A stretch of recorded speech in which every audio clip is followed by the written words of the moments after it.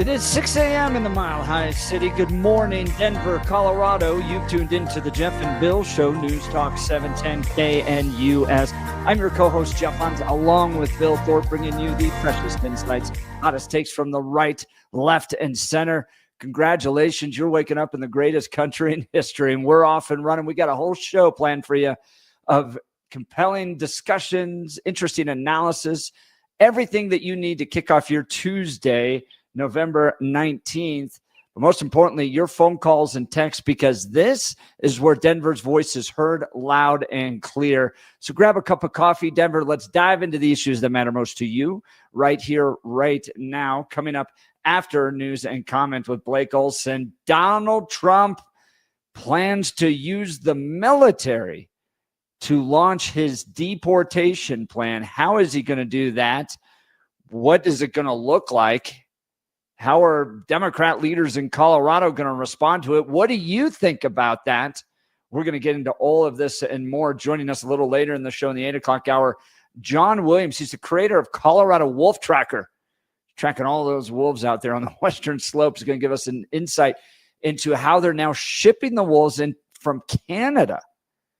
And these things are real nasty caribou killers. And if they can kill caribou, they're definitely going to go after the elk. And so give us a little insight into what to expect with these new wolves coming in to the state of Colorado. And then we're going to talk Kash Patel as well. Is he going to end up the director of the FBI? Whole lot of conversation. We really want to hear from you. Here's the phone number, okay?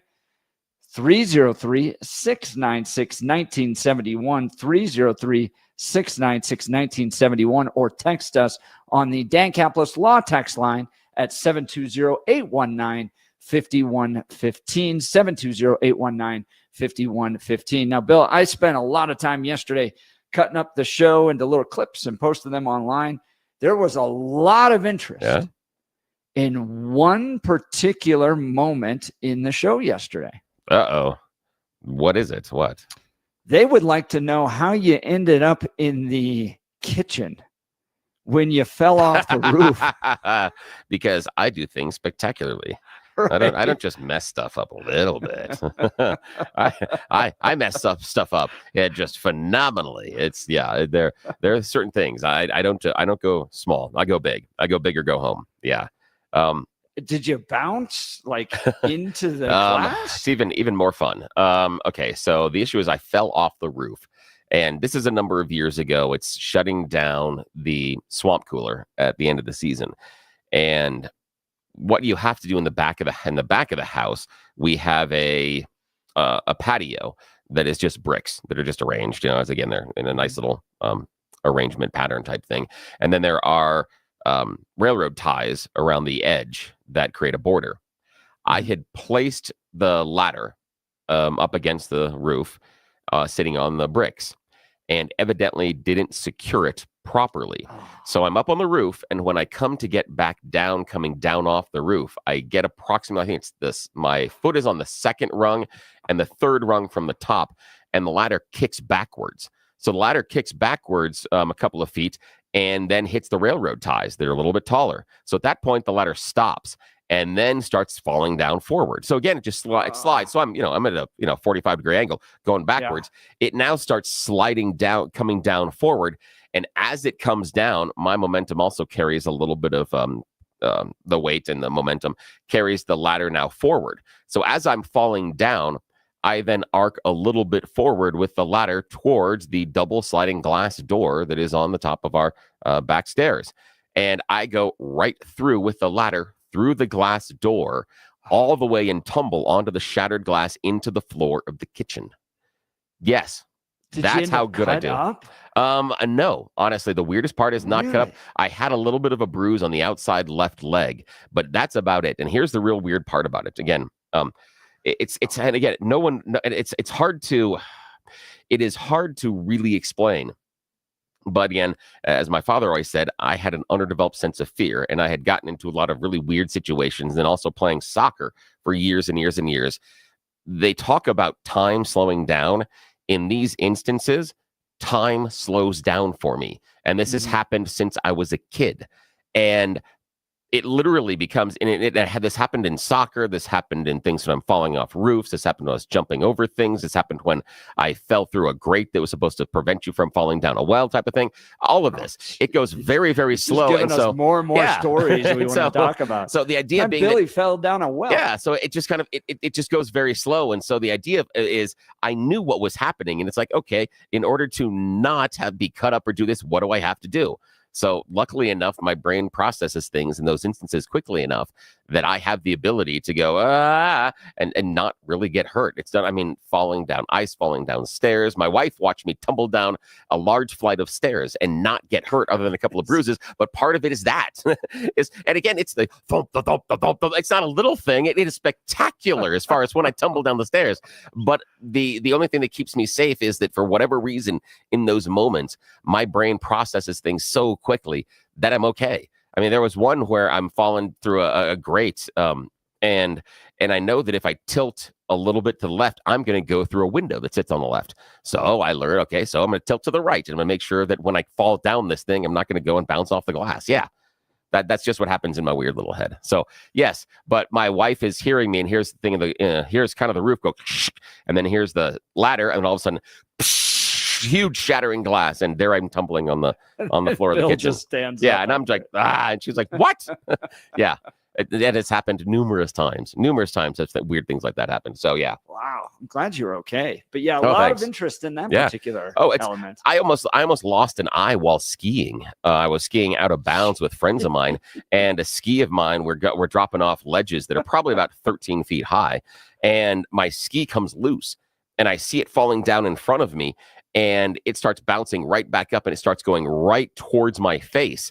And I'm like, oh, that's going to hit me in the eye here. And so I turn my head just a little bit, and it smashes me in the nose. But luckily, I turned my angle just at the right angle where it didn't break my nose and it didn't poke me in the eye. But I got 17 stitches between my eye and my nose because I was, bleeding. That was fun going down the rest of the ski slope and bleeding like you've been in a fight. That was fun. So, yeah, I know. You are just full of fun bar I'm just, do I ever? I have got so many stories like that.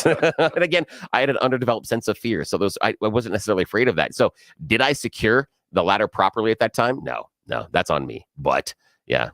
So yeah, I go through the door. Mm-hmm. There you go. I know. We answered the questions. That's kind of fun things that I do. Are asking. Oh yeah, and that's also my wife's looking at me like going, "Do you know how much this is going to cost now? Do you know how much your stupidity has just cost us?" I'm like, "You married me. You're in for this. Yeah, in for in for an inch, in for a mile. Yeah, exactly." That's right. Well, let's check in on news and comment with Blake Olson. Good morning, Blake. Hey, good morning, guys. Billy's the I'm good guy. Remember that ad? That yes, commercial? that is me. God, yes. That is you, man. Yes, I love that commercial. Yeah. It's so painful, but it's so funny. Oh, yeah. I'm good. Yeah, got hit by a steel beam. I'm good. There was a point I would have been 16 at the time, 15, 16 at the time, riding my bike, and some other kids were having a problem with some other kids, and a guy throws a broomstick into the front spokes of my bike. So the bike stops and it starts flipping forward and going over there. I'm able to push myself up where the handlebars, and I leapfrog over the top of the bike, and I land on my feet. Wow. Again, because everything slows down. There's no particular reason. I don't have any sort of special power or anything. It just because it was slowing down, I'm like, okay, I can do this. And I landed on my feet, and the kid's face just dropped. Man. But again, I'm like, I'm good. Yeah, everything. That's it happens in 3.5 seconds, but it feels like 3 hours to you in slow motion. Oh yeah, absolutely. Or 3 mints, whatever. Oh yeah. That's oh man. Oh yeah, absolutely. Happens all the time. There was one where I'm playing high school. In high school, we're playing football, just in gym and stuff. And the ball is coming towards me, and all of a sudden everything starts slowing down. And I see this guy coming from the side, going, "Oh, this is going to hurt a lot." he is going to hurt. Yeah, it's like this is really going to hurt. So I'm going to have to turn myself and this, and so it's and it just everything slows down for a second to make sure I don't lose a kidney. Yeah, man. Yeah, you know how it is. Thank God you're here, Billy. Oh, I don't know about that, but thank you. You're alive. That is a miracle. Good. Yes. I'm good. All right. Good to talk to you guys this morning. It's Tuesday morning, 27, partly cloudy outside. It's going to be a chilly one. In Denver, expecting a high of 39 today. The 7-10 5-day forecast coming up. Our top story reports in Littleton of an armed suspect taken to the hospital after officers fired at him this morning at about 3 o'clock. It happened during a traffic stop on Bellevue. The suspect allegedly pointed a weapon at the officers after he left the vehicle, and that's never a good idea. There's still a heavy police presence in the area. No other details given. The city of Denver activating its cold weather emergency shelters today. The Department of Housing Stability says 3 shelters will open at 1 o'clock this afternoon. The shelters include the former Best Western Hotel at 4595 Quebec and city-run shelters at 2601 West 7th and 375 South Zunai Street. The G20 summit in Rio de Janeiro wraps up today. President Biden is there, but he was left out of the team photo. Evidently, it was an accident. I'm not so sure about that. He reiterated American support for Ukraine in its fight against Russia as he tries to push us into World War III before he shuffles out of the White House. This mess all started in 1990, as Jeffrey Sachs always reminds us. James Baker III, our Secretary of State, said to Mikhail Gorbachev, NATO will not move 1 inch eastward if you agree to German unification, basically ending World War II. And Gorbachev said, that's very important. Yes, NATO doesn't move, and we agree to German unification. And over the years, we've, or the establishment, has provoked and continue to provoke Russia. Here we go again. All right, let's go back to Rio. Biden also promised $4 billion over the next 3 years to the World Bank International Development Association, an agency that assists the world's poorest nations. What percentage do you think really goes to poor people? Okay, not too high in my opinion, but hopefully some of it gets to poor people. DJT is expected to be in South Texas today for the 6th launch of SpaceX Starship prototype. Monday's planned blastoff was delayed. Trump is expected to arrive just before the launch window opens at 3 o'clock. And how about Mika Brzezinski and Joe Scarborough? They went to visit DJT after calling him Hitler the past year. Listen to these bozos. On Friday, we were given the opportunity to do just that. Go visit Joe and Trump. I went to Mar-a-Lago to meet personally with President-elect Trump. It was the first time we have seen him in 7 years. Now, we talked about a lot of issues, including abortion, mass deportation, threats of political retribution against political opponents, and media outlets. We talked about that a good bit. And it's going to come as no surprise to anybody who watches this show, has watched it over the past year or over the past decade, that we didn't see eye to eye on a lot of issues, and we told him so. No way. They gotta get their ratings somehow. That thing was incredible. They went on for like 3 or 4 minutes. So dramatic. Morning, Joe. Hey, a prosecutor calls the shooting that injured Broncos receiver Josh Reynolds a coordinated, organized assault. In court Monday, attorney Holly McDonald told the judge this was a violent, vicious attack on the citizens of Denver. She spoke during a hearing for one of the 3 men who've been charged in the shooting that happened a month ago on I-25. Reynolds' 2 companions were also injured. 2 of the suspects faced attempted murder, assault, and other charges. Denver PD says a man is under arrest who is suspected of shooting and injuring 4 men on Monday morning. The incident took place in a strip mall on Leetsdale Drive, with Joshua Grays arrested Monday morning. Grays was allegedly upset about not getting any work Saturday, confronting a woman Monday morning before getting into a fight with another man outside a staffing office. Police say that Grays is being booked on suspicion of attempted first-degree murder along with first-degree assault with a deadly weapon. News brought to you by Lair Fireplace and Patio, Denver's premier source for everything fireplace, patio, and grills, locally owned and operated since 1954, online at lairfireplacepatio.com. 24 in Lafayette, 26 in Aurora, 27 in Denver. Jeff and Bill continue on Tuesday morning, and hopefully everything will go well with Billy today. No accidents. Blake Olson, News Talk 710 KNUS. Brisk northwest winds and rather chilly today along the Front Range. Temperatures will stay in the middle to upper 30s. There could be a few snow flurries, mainly early in the day, but the flurries won't amount to much. Lows tonight, cold, upper teens to lower 20s, winds easy. Sunny, upper 40s Wednesday. Sunny, 50s to lower 60s as temperatures rebound Thursday through Saturday.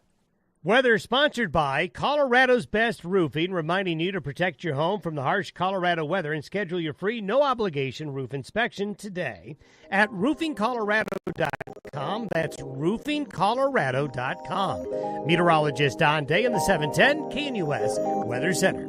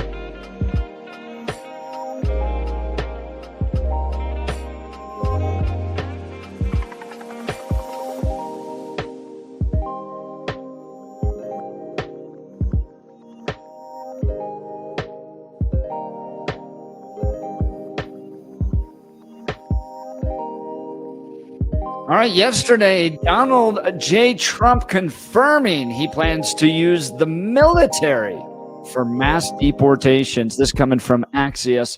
President-elect Trump confirmed Monday that he's planning to declare a national emergency and use the U.S. military to carry out mass deportations.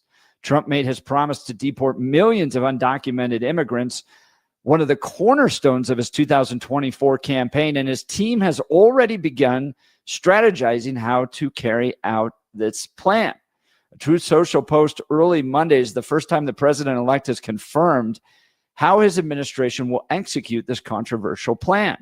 Tom Fitton, the president of the conservative group Judicial Watch, posted on Truth Social earlier this month that Trump was prepared to declare a national emergency and will use military assets to reverse the Biden invasion through the mass deportation program, Tom writes. Trump reposted Fitton's comments Monday with the caption, "True." There's an estimated 11 million illegal immigrants living in the United States. Trump's mass deportations are expected to impact roughly 20 million families across the country. Immigration advocates and lawyers are preparing to counter the plan in court. The president-elect's team is aiming to craft executive orders that can withstand legal challenges to avoid a similar defeat that befell Trump's Muslim ban in his first term, Politico's reporting. Their plan also includes ending the parole program for undocumented immigrants from Cuba, Haiti, Nicaragua, and Venezuela, per Politico. Trump has already began filling out his cabinet positions with immigration hardliners. This includes tapping Tom Homan, former acting head of Immigration and Customs Enforcement, ICE, to serve as his border czar. In addition, Trump nominated South Dakota Governor Kristi Noem as Secretary of Department of Homeland Security. She was one of the first ones to send troops, National Guard troops, from South Dakota down to Texas to support Governor Abbott when they were trying to deal with the influx taking place there. So, Billy, the military. Now, this may, and I haven't seen a lot of legal analysis on this because I think they're all still trying to figure it out, but you're concerned about due process. Yeah.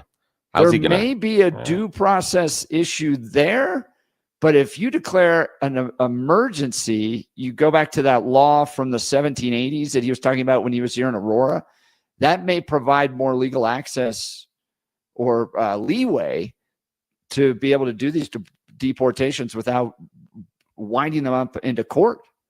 Yeah, that's going to be really weird. The idea of one, declaring a state of emergency and then putting military inside of America as a law enforcement action. That's a really interesting line to cross. We've put U.S. military in action here in the U.S., but a lot of it has been focused on one, just safety and security when natural disasters hit. That's the first and foremost. We have done the dog and pony show down at the border because for whatever reason, people feel better if the guy's standing there in camouflage and guns. It doesn't necessarily make the border more secure. It just gives them more basic manpower. The military doesn't have any purview to do military kind of things to those people that are crossing the border. It's just not legal. But it makes us feel better. So that's what we've done. But now we're talking about bringing the military internally into America and having them do the law enforcement function. One, that's not the role of the military. That's not why those people raised their hand and signed up. It's a misappropriation of what they're supposed to be doing. Also, the idea of executing that internally, and this is a bad analogy, but one that I think is somewhat appropriate, and I've used it before, is imagine Israel, how they're going about rooting out Hamas in Gaza versus if they were doing it inside of Israel. That's a whole different conversation. And what we're talking about here, in many ways, again, it is an inelegant and not exact analogy, but what we're talking about, again, is in the terms that Donald Trump talks about immigration and the illegal immigrants, is exactly that. The idea of using the military internally in the country to go after the bad people. And there are all sorts of things that are tied up into that can make it go sideways very, very quickly. Very quickly. There's a story just the other day that I was reading. I want to say it's in Alabama. Yeah, it was in Alabama. It happened the last couple of days where there were police officers that were called to a residence. 911 call, home invasion. There's someone breaking in and they are trying to hurt me. They have a knife. The police officers show up. They see a man and a woman struggling on the ground over the knife. They shoot the man to save the woman. The man's the homeowner. The man's the homeowner. They didn't ask. They didn't do anything else. And what I'm saying is that's that idea of in the heat of the moment, something awful, a choice has been made. Now we have people that have been trained not in law enforcement, but in military stuff. They're not law enforcement people. And yet we are supposing that they are going to execute this with that type of decision-making process. No, not at all. This is a ridiculous example and a ridiculous assumption. This is not what our military is used for, but it does fulfill Donald Trump's dream. He has wanted to deploy the military domestically in his first term. So this is something that he's asked about repeatedly doing for a variety of reasons. And now he gets to do it. So, So I see it differently. Yeah. And that's probably no shock to our listeners here. So a majority of Americans want mass deportations to take place. How you achieve that? Well, before we get to how you achieve it, let's go to the desire of the Americans. We've dealt with this invasion force, and I'm going to use that specifically for the last 30 years, where people have been able to cross into this country, live illegally, live off of all the great benefits that this country offers them, and not have to follow the process. It's unfair to the people that follow the process. It's unfair to the American people. This didn't just happen in the last 4 years. This has been happening for 30 years. And all the current efforts to deal with it have been inadequate. The please go home has not worked. We'll catch you, release you, and then expect you to show up in court 5 years from now is not working. And I think the American people have had enough of it. So how do you go about doing it? Now, I will grant the use of the United States military, the most powerful fighting force in the entire world, to achieve this is a hell of a message, right? And I wonder, and I'll ask you this question, what do you think families that are here illegally are thinking right now, going, this dude is about to unleash the most powerful fighting force the world has ever seen to achieve his ends. He means business. We're getting out of here. Yeah, they don't view it that way. And we've seen that. Tell me how you groups. think they see it. They don't view crossing into the country illegally as a crime. That's the problem. And as far as the conversation is, many of the immigrants don't view that illegal border crossing as a crime. They feel if they came into the country legally or illegally and they're just living a regular life and not doing any other crime, they're cool. That's how they view this. And so they believe that Donald Trump is going to target the quote criminals, not understanding that they are also lumped into his group of criminals simply by crossing the border illegally. There's a misunderstanding. And it's going to be really, really tough, I think, as far as public relations, to talk about arresting someone's mother and father or brother and sister and sending them back home when the crime is only crossing the border illegally. If they are not involved, like the Venezuelan gang members over in the apartment complex, I think it's going to be very difficult to make that connection for the American people, saying they just crossed the border illegally. And over the past 30 years, I submit that how we have structured our system, we are okay with people crossing the border illegally. That's how we've set up the system. We have decided that is okay as a society, and we are going to let it happen. And so this is going to be a real change in how we approach that. I think you're exactly right. That'll be a real big change on this. Oh, it is. I'm going to talk to the phones for a second. I got something else I'll throw in here in a bit. Okay, we got phone lines calling in. We'd love to hear from you all. Give us a call, 303-696-1971. How do you game this out? How do you think this is Jared Polis going to go and put himself in between the U.S. military and a family of illegal immigrants? Is he going to try to protect them? Is Kyle Clark going to go down there and put himself in between the U.S. military, kicking down doors, and families of illegal immigrants? Is this going to send the message that's necessary? And then we're going to get to this later. You'll never guess what Justin Trudeau just announced in Canada, because they know we were about to ship them all north to Canada. He wants to stop this. And I'll be honest, I think about this as a family guy myself. Why would I put myself in a situation? I understand the previous 30 years. Yes, you could get here. Yes, you could live quietly in the shadows and provide a pretty good life for your family.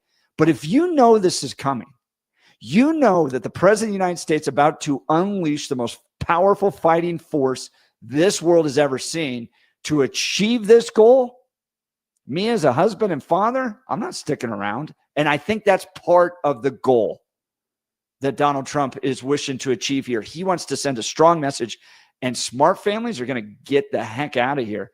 Here's the phone line that we'd like to hear from you, 303-696-1971, or text us on the Dan Caplis Law text line, 720-819-5115. That's 720-819-5115. Hey, I want to talk to you about my good friends over at Rocky Mountain Dental Group. I've gotten to know Dr. Mike here the last few months.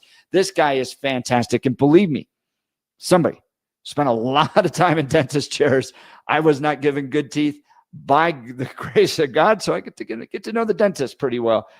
I know finding a good dentist makes all the difference. I'd like to talk to you about Dr. Mike and the Rocky Mountain Dental Group. He helps people like you and me look and feel amazing by providing the best dental care available. See for yourself all the 5-star reviews at RockyMountainDentalGroup.com. Here's one. Every single person in this office is delightful. Their knowledge and consultative approach to dental care is fantastic. I highly recommend to everyone I know. If your gums are receding, especially if you're in your 40s and 50s, you got to address this now. You've got still half your life left. And if you let those gums continue to recede, what happens is that the bone in your jaw begins to break down and you end up losing teeth as well. So it becomes a really big problem. Dr. Mike is a top-tier expert in the Chow pinhole surgical technique. This method requires no cutting, no sutures, and virtually no downtime. The pinhole surgery is so painless that many clients go on to have other areas of their mouth treated as well. They also offer sedation if you have any apprehension at all. Schedule a free consultation with Dr. Mike. Call 303-233-1335 or visit RockyMountainDentalGroup.com. That's RockyMountainDentalGroup.com to book your free consultation today. We'll continue with your phone calls and text. You're listening to The Jeff and Bill Show. We are Denver's talk station, News Talk 710 KNUS. At this hour, I'm Christina Owayo in Dallas, and here are your top stories. Governor Gavin Newsom and the state of California have no idea where $24 billion in taxpayer money went, according to a new audit by the state auditor.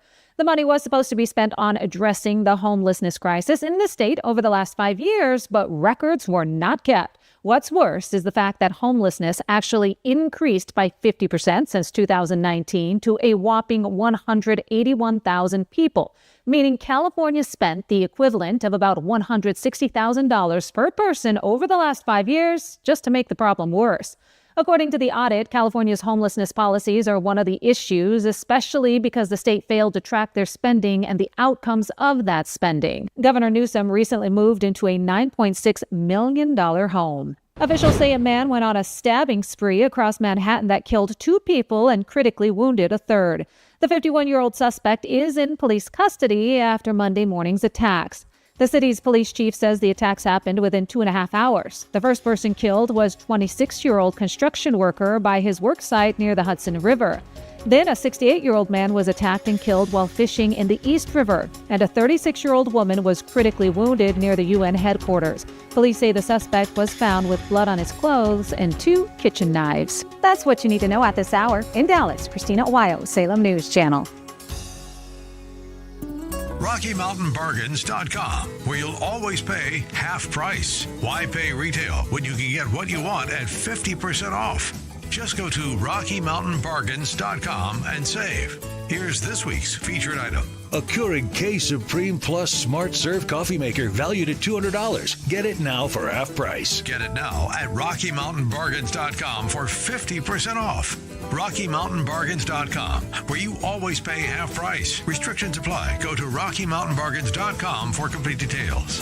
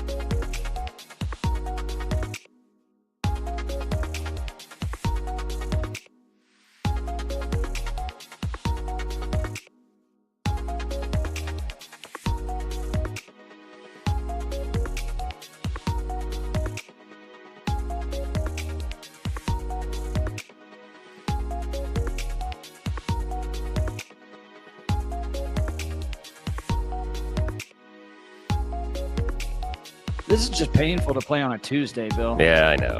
I know. It's hard to play on Tuesday. Good morning, Denver, Colorado.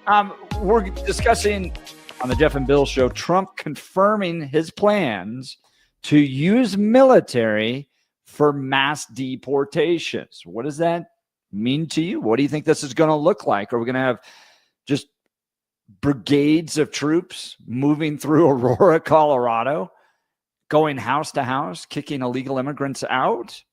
Is this a show of force to make those that have families think twice about sticking around here and going, gosh, this is the most powerful fighting force in all of the world is going after illegal immigrants now in America? I'm getting my family out of here. Let's go to the phone lines. We'll start with Marcus. Good morning, Marcus. You're on the Jeff and Bill show. Morning.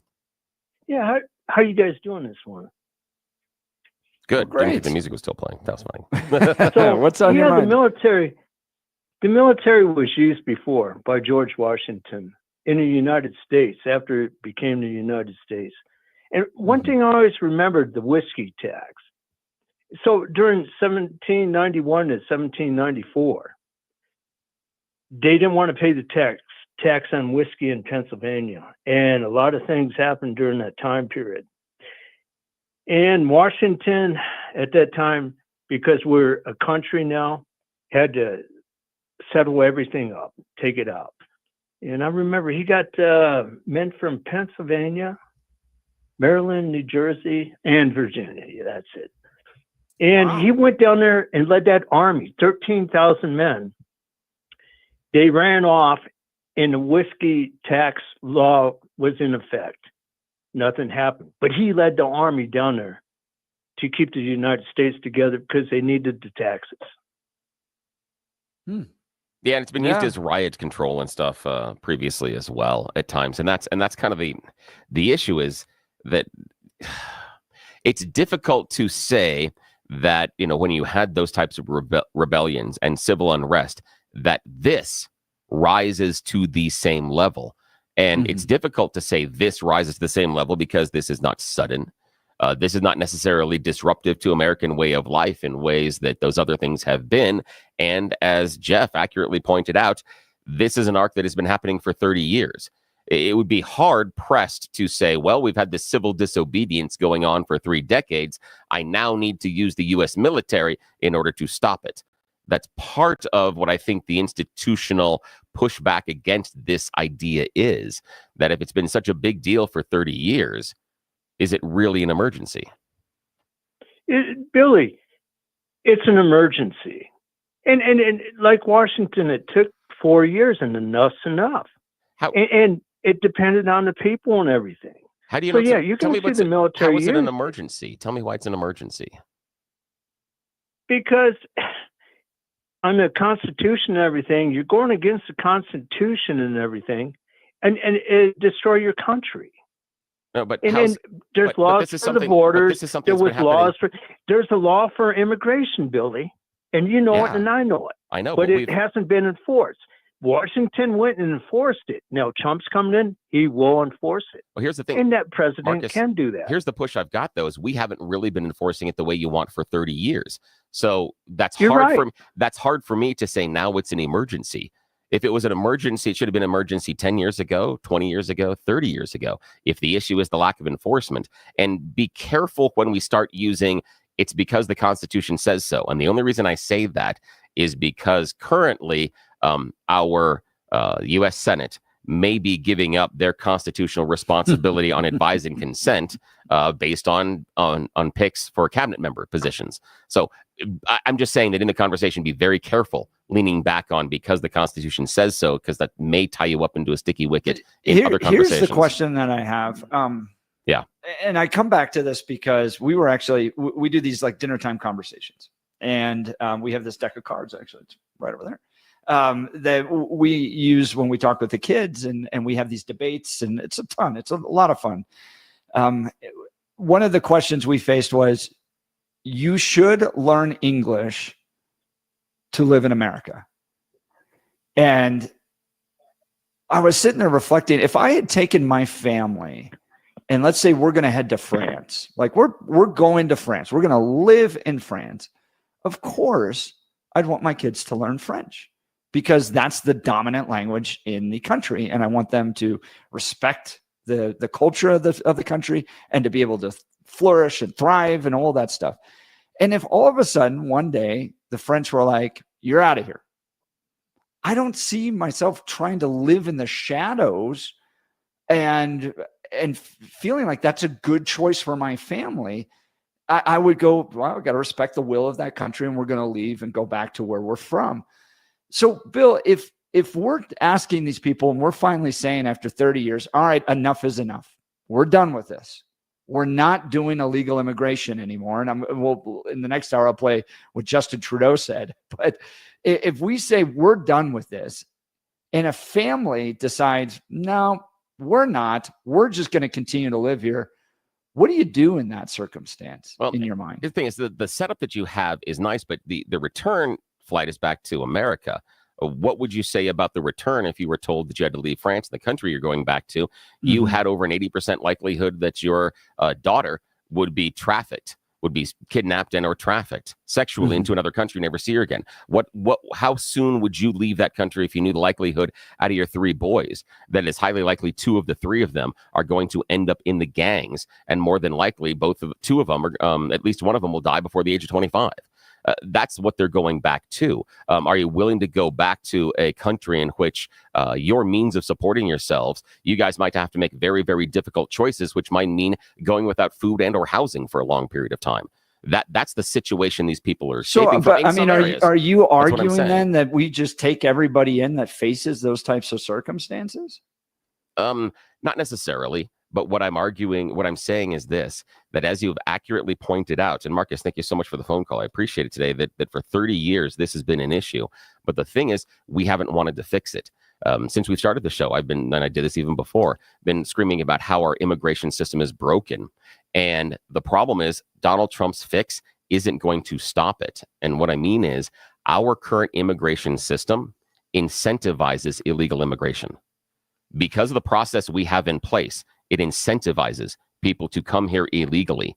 And until we change the process, that incentivization is not going to change, regardless of the military use or not. I understand that we think everybody's going to be scared of the guys walking around with the guns, but you're discounting the fact that it is very, very scary on a whole nother level where these people are coming from. Some are coming for completely bogus reasons, but some are coming for legit, but many are coming for legit reasons. And we need to figure that out. And until we figure it out, we will continue to incentivize illegal immigration. It's the system that has to be fixed, not adding the military. I disagree with that because we've had John Fabricatori on the show multiple times who have said the system's just fine. Remain in Mexico, for instance.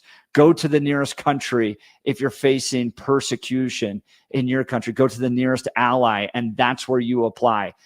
We have allowed this to be broken and haven't enforced the laws, and now we're getting serious about it. And I think what Donald Trump's doing is sending a very clear message to anybody that's reasonable. Time to go home and do it the right way. All right, we'll continue coming up next. You choose the news. You're listening to The Jeff and Bill Show. Denver's talk leader, News Talk 710, KNUS.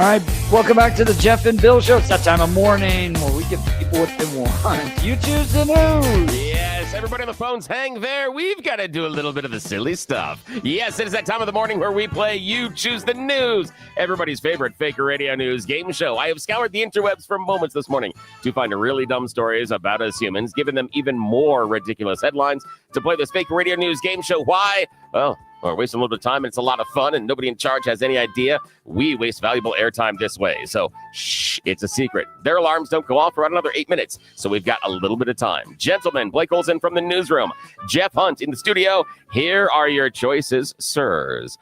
Headline number 1, felony fromage. Headline number 2, the number 2 threat to your health. Headline number 3, perfect theme music. And headline number 4, now you see them, now you don't. Mr. Hunt. Let's start with the perfect theme music, please. Yes, perfect theme music. Recently, we're going to go to the Explorer of the Seas. It's a gorgeous cruise ship that was near Tenferry, Scotland. It was one of the largest islands off the coast. It was all of a sudden rocked by an unexpected gust of wind. The Royal Caribbean Cruise Line said the ship sharply tilted to a 45-degree angle. Tables, chairs sliding to one side. People actually got hurt. They had to find port for a little bit in order to take care of the medical emergency. But never fear. During the entire time, they had the perfect theme music. Not on purpose, but it just happened to be playing the theme song for Titanic. My Heart Will Go On from Celine Dion. So yes, while Celine Dion is singing My Heart Will Go On, the cruise ship tilts to a 45-degree angle and appears to be sinking. What do you keep thinking if you're on the ship? You're like, wait a minute, are they giving me a clue? Are they trying to tell me something here? At that moment, couples were having a conversation going, both of us can fit on the door. Yes, exactly. Yes, thank you, my friend. That's exactly it. Rose was being selfish. It's ridiculous. Yeah, so you're like, wait a minute. I just love the fact that that's when it happened. That's just fantastic. All right, very few times do things work out that well. Blake Olson in the news department, sir. Felony fromage, the number 2 threat to your health, or now you see them, now you don't.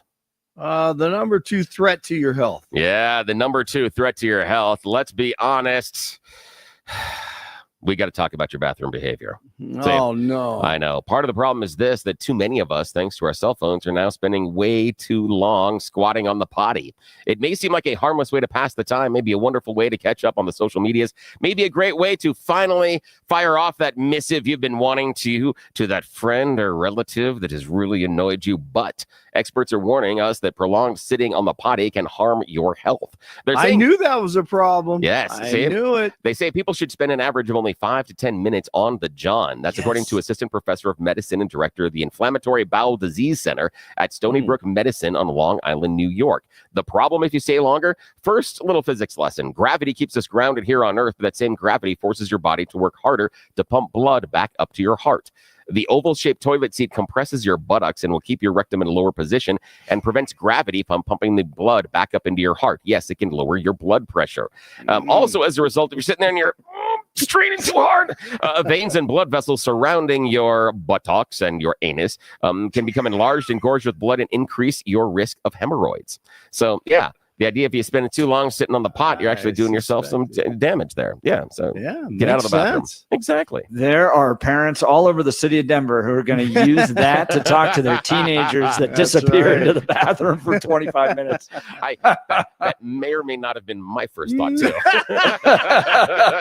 There's one person in our house. Yes, all righty. Okay, Mr. Hunt. Felony fromage, or now you see them, now you don't. Now you see him, now you don't. Yeah, now you see him, now you don't. We're going to the city of Bonneville, Kentucky for this one because soon the city will be no more. They recently voted themselves out of existence. Yes, during our most recent election day, they voted to dissolve local government. That has left some residents in big questions about who's going to pay for all this stuff. Like who repairs the roads? Where's the funding go for the schools? And most importantly, the thing they're really mad about, who's going to pay for the 4th of July parade? Yes, Bonneville, Kentucky residents, there are only about 120 of them, voted to dissolve the city charter. They no longer have a city. What this means is really curious to everybody involved. But what they do know is they can't use any more city funding. And the thing they're upset the most about is they may miss their 4th of July parade. I just think it's a good perspective. I know. Who knew you could vote the city out of existence? Note to Denver. Right. Just saying. All right. That's Well, it. That's the end of your Choose the News. Back to you, sir. We're going to continue our conversation about Trump planning to use the military for mass deportations. You're listening to The Jeff and Bill Show. We are Denver's talk leader, Denver's News Talk 710 KNUS.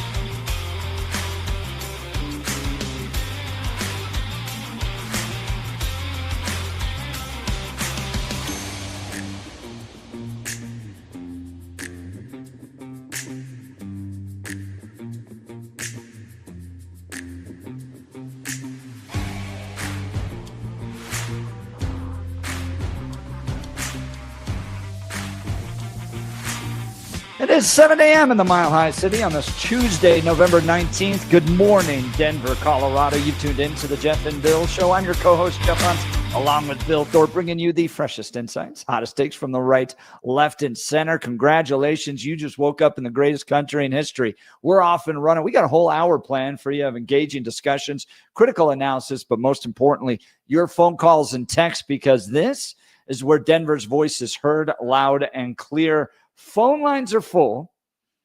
So when somebody gets through with the conversation, quickly dial in or text us at 720-819-5115. That's 720-819-5115. Coming up after news and comment with Blake Olson, we're going to dive into this again. Trump confirms he plans to use the U.S. military, the greatest fighting force this world has ever seen, for mass deportations. How does that make you feel? Are you going, finally, we're addressing this issue? You can't cross that border illegally. You can't come in to this country and expect to be able to live in the shadows. We are finally buckling down and saying the law is the law. And if you are here illegally, you are going home. Or is this an illegal use of our military? It's not right. We want to hear from you. Phone lines 303-696-1971 or text us 720-819-5115. First, news and comment with Blake Olson. Good morning, Blake. Morning, Jeff and Billy. 27 and partly cloudy in Denver, expecting a high of 39 today. The 7-10 5-day forecast coming up. Our top story, the city of Denver activating its cold weather emergency shelters today. The Department of Housing Stability says 3 shelters will open at 1 o'clock this afternoon. Reports in Littleton of an armed suspect taken to the hospital after officers fired at him this morning at about 3 o'clock. It happened during a traffic stop on Bellevue. The suspect allegedly pointed a weapon at the officers after he left the vehicle. No other details given. President-elect Trump is expected to be in South Texas today for the 6th launch of the SpaceX Starship prototype after Monday's planned blastoff was delayed. Today marks 1,000 days since the Russian invasion of Ukraine. Russian troops poured into the country on February 24th, 2022, after war-crazy establishment politicians and bureaucrats poked the bear and provoked Russia. Jeffrey Sachs is great on this issue and reminds us it all started in the 90s with the first NATO expansion in Eastern Europe, and then lefties like Victoria Nuland got in the middle of it all in 2014. 2014, the United States participated actively in the overthrow of Yanukovych, a typical U.S. regime change operation, have no doubt about it. And the Russians did us a favor. They intercepted a really ugly call between Victoria Nuland, between her and the U.S. ambassador to Ukraine, Jeffrey Piot. And they talked about regime change. They said, who's going to be the next government? All of this is to say, the U.S. then said, okay, now NATO's really going to enlarge. And Putin kept saying, stop. And they didn't. Now the Biden regime looks like they're trying to get us into World War III before Trump takes office. They can go ahead and stop right now. A suspect with a lengthy criminal history is expected in court today following a deadly stabbing spree in New York City on Monday. Police accused Roman Rivera of fatally stabbing 3 people on Manhattan streets within hours of each other. Police say the suspect was just released a month ago for burglary and assault and has a history of mental health issues. A prosecutor calls the shooting that injured Broncos receiver Josh Reynolds a coordinated, organized assault. In court Monday, attorney Holly McDonald told the judge this was a violent, vicious attack on the citizens of Denver. She spoke during a hearing for one of the 3 men who've been charged in the shooting that happened a month ago on I-25. Reynolds' 2 companions were also injured. 2 of the suspects face attempted murder, assault, and other charges. UPS workers in Denver will likely be spending the holiday season looking for new jobs. The company has told the state that it will be temporarily closing its Ivy Street facility in Denver and laying off more than 400 workers. The layoffs will take effect on January 15th. UPS did not say how long the temporary closure could last.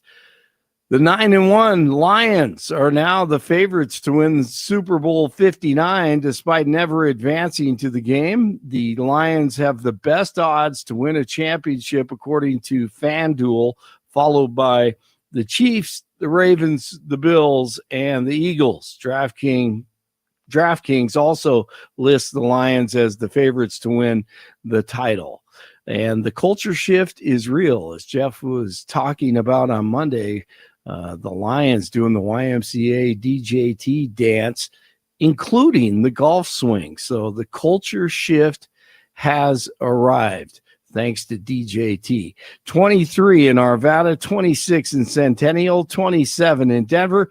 Jeff and Billy continue on Tuesday morning. Blake Olson, News Talk 710 KNUS. Brisk northwest winds and rather chilly today along the Front Range. Temperatures will stay in the middle to upper 30s. There could be a few snow flurries, mainly early in the day, but the flurries won't amount to much. Lows tonight, cold, upper teens to lower 20s, winds easy. Sunny, upper 40s Wednesday. Sunny, 50s to lower 60s as temperatures rebound Thursday through Saturday. Weather sponsored by Colorado's Best Roofing, reminding you to protect your home from the harsh Colorado weather and schedule your free no-obligation roof inspection today at roofingcolorado.com. That's roofingcolorado.com. Meteorologist Don Day in the 710 KNUS Weather Center.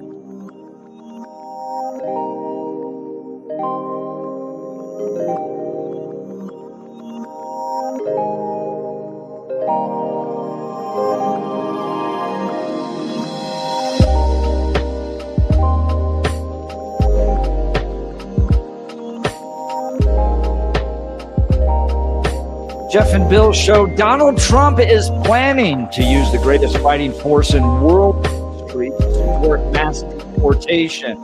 How's that make you feel? Let's go to the phone lines. Tony, good morning. You're on the Jeff and Bill show. Morning. Hey, good morning. So I think the optimum word was Trump's plan to deport. And he doesn't really have a plan. He has a goal of deporting 12 million people. I think it was yesterday, the guy he named the drug czar was giving an interview to somebody, and he's enthusiastic. He's ready to go.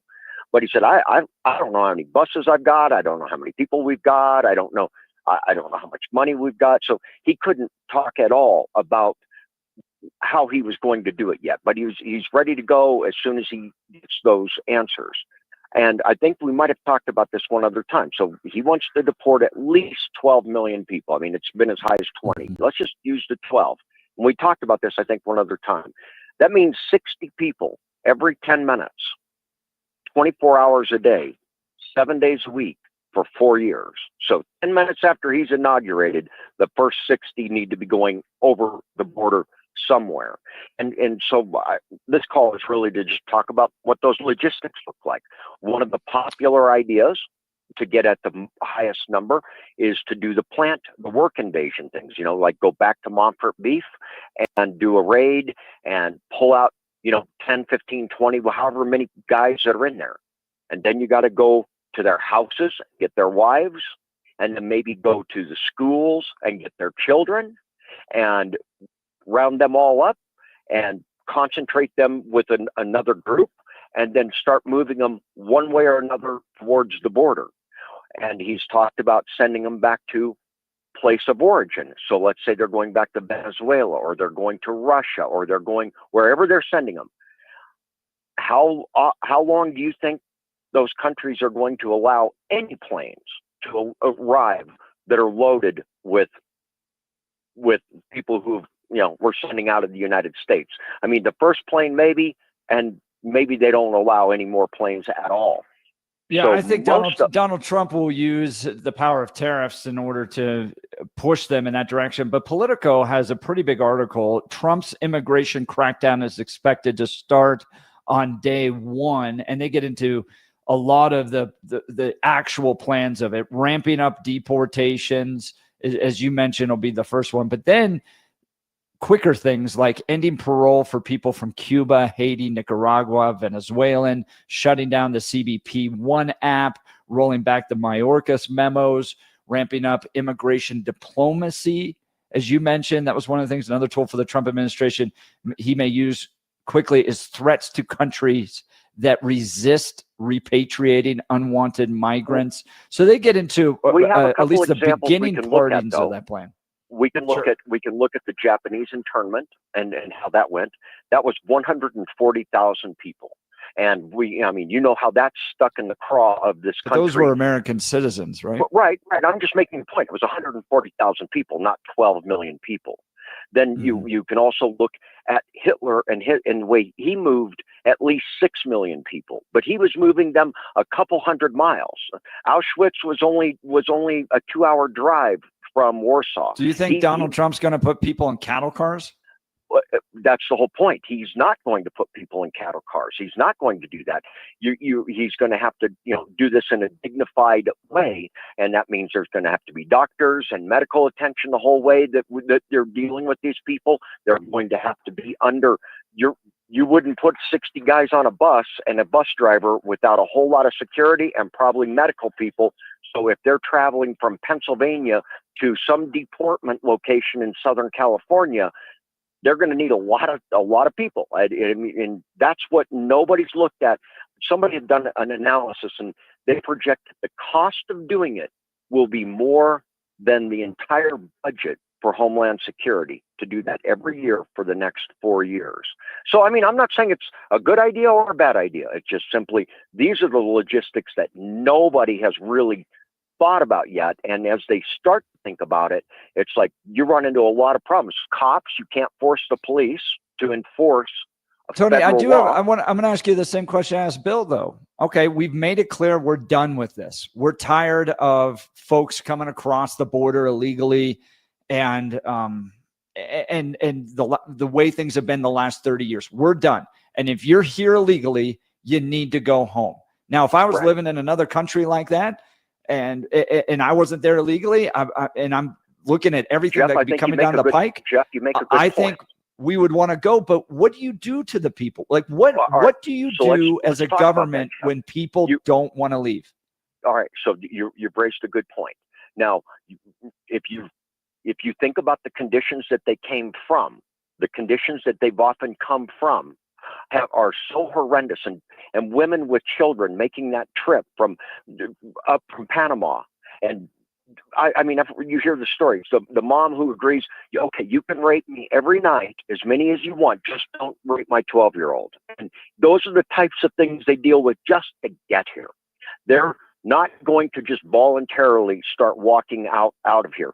You're going to have the Catholic Church in outrage. They're going to start providing sanctuary to people to avoid having them rounded up. This is going to look ugly on the news. You thought Vietnam looked ugly on the news every night, rounding up women and children at gunpoint. And that's the other thing about the military. They have no right to arrest. They can't arrest anybody unless they're military police. I disagree. I think that some of these emergency declarations by Donald Trump are going to give the military a lot more leeway. But Tony, I appreciate the call.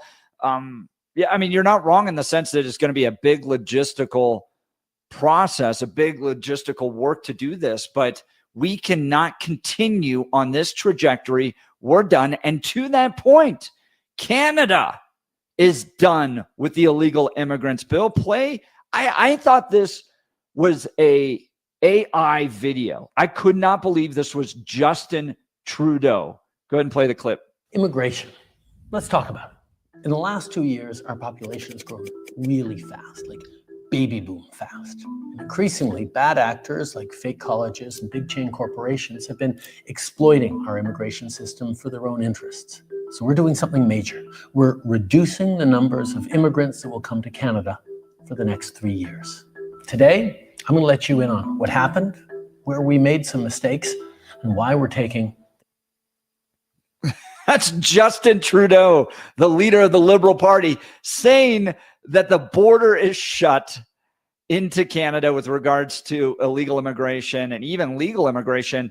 They've had enough of it because it places so much stress upon the system that's here to serve the citizens of this country.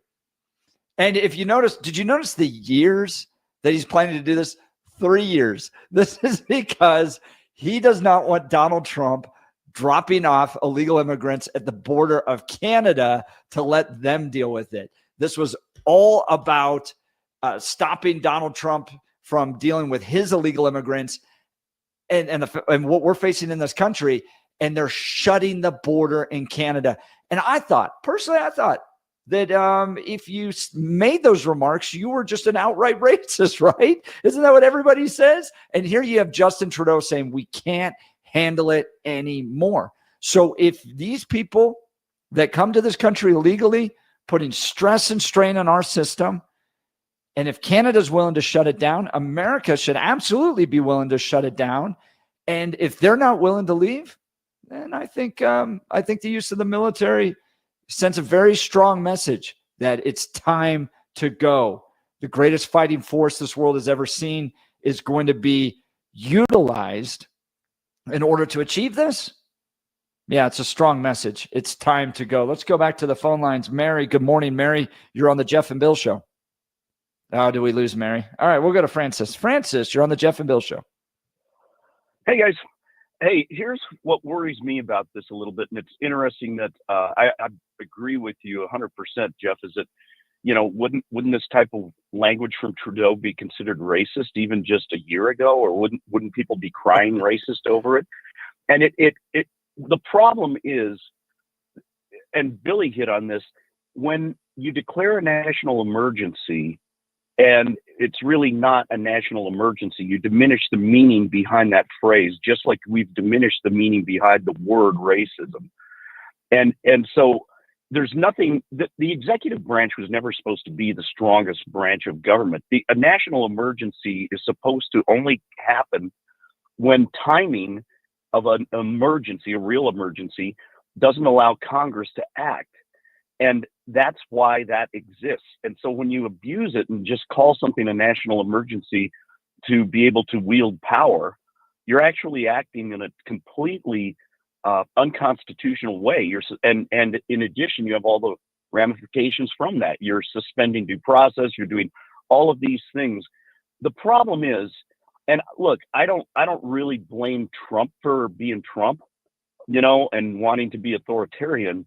I blame Congress for years and years of being just no backbone, kind of sycophants to whoever the party behind the scenes people are. And I'm afraid it's just going to continue to be that way. Congress doesn't act accordingly.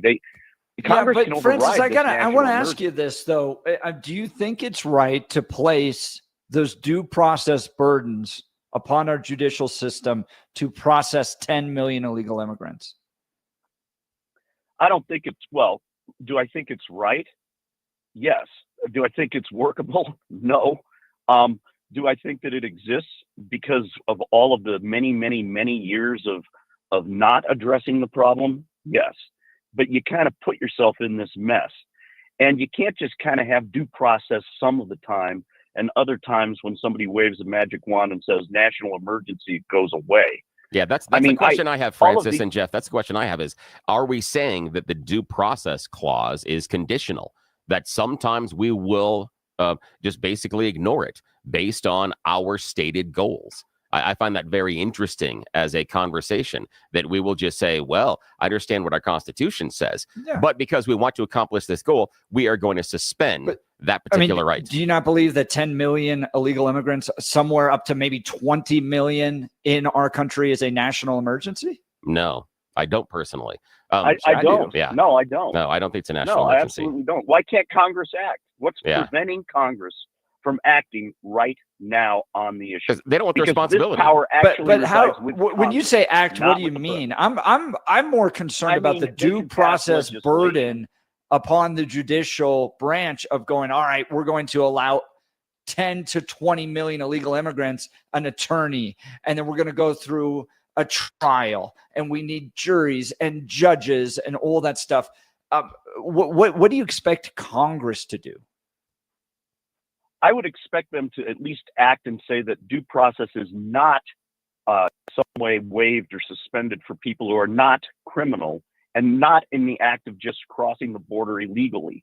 In other words, I could see if somebody's here illegally committing crimes, then I think you have at least a basis to suspend those people's due process. I don't know if it's fair. I know it's not fair to suspend due process to people who have not committed crimes, who the crime that they committed was entering illegally. The other thing that I think has to enter into this a little bit. So Trump, if he wants to do this, and this isn't just him putting a scare into people to light a rag under their feet. If he really wants to do this, you better make sure optically it looks good, not stupid. It's going to look bad almost no matter what. But the first things first, you use resources on people who are acting criminally here, and who have been kicked loose by the system or whatever else and are illegal.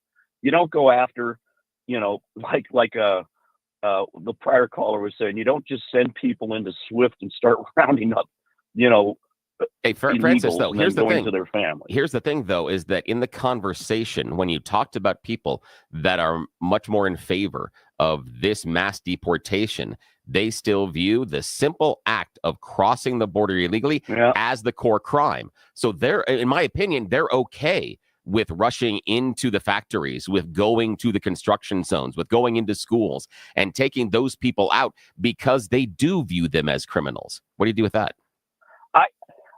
I agree with you that there are people who have, I guess, intellectual limitations in being able to compartmentalize what is and isn't. Because it is a crime, Francis.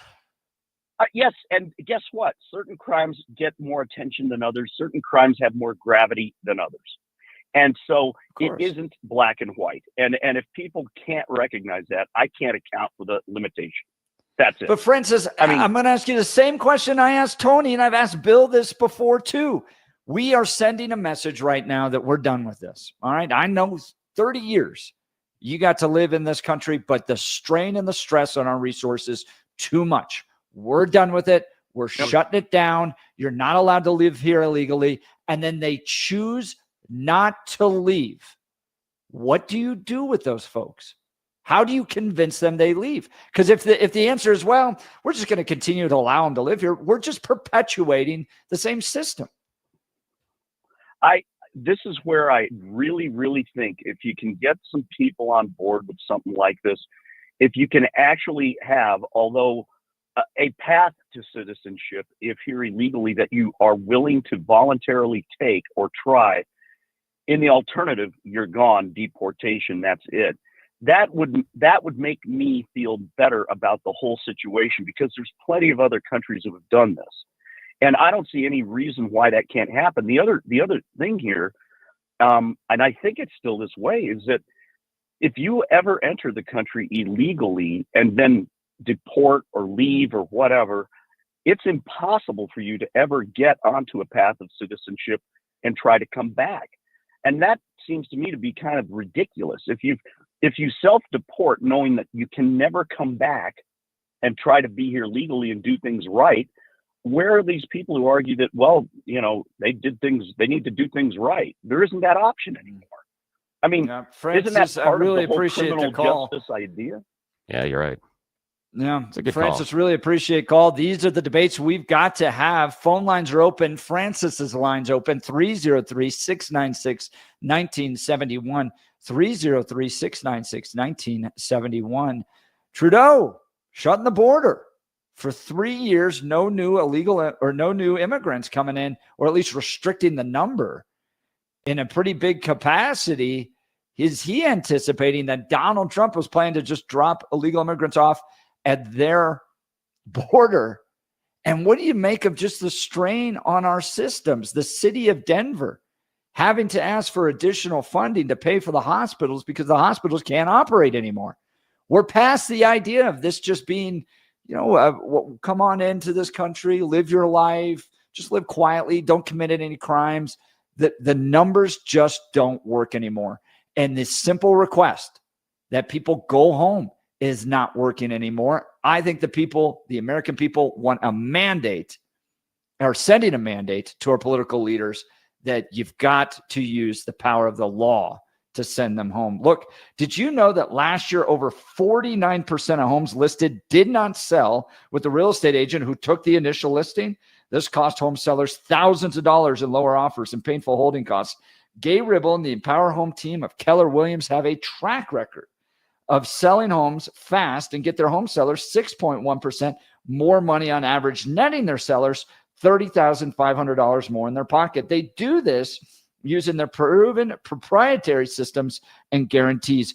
Go with the team that doesn't just make empty promises, but can actually provide proof of their experience and a track record of getting homes sold for top dollar. Gay Ribble and the Empower Home team is so confident in the services they provide and the results that they can get you that if you're not happy, you can cancel at any time at no cost to you. This is their cancellation promise. Call 833-301-SOLD.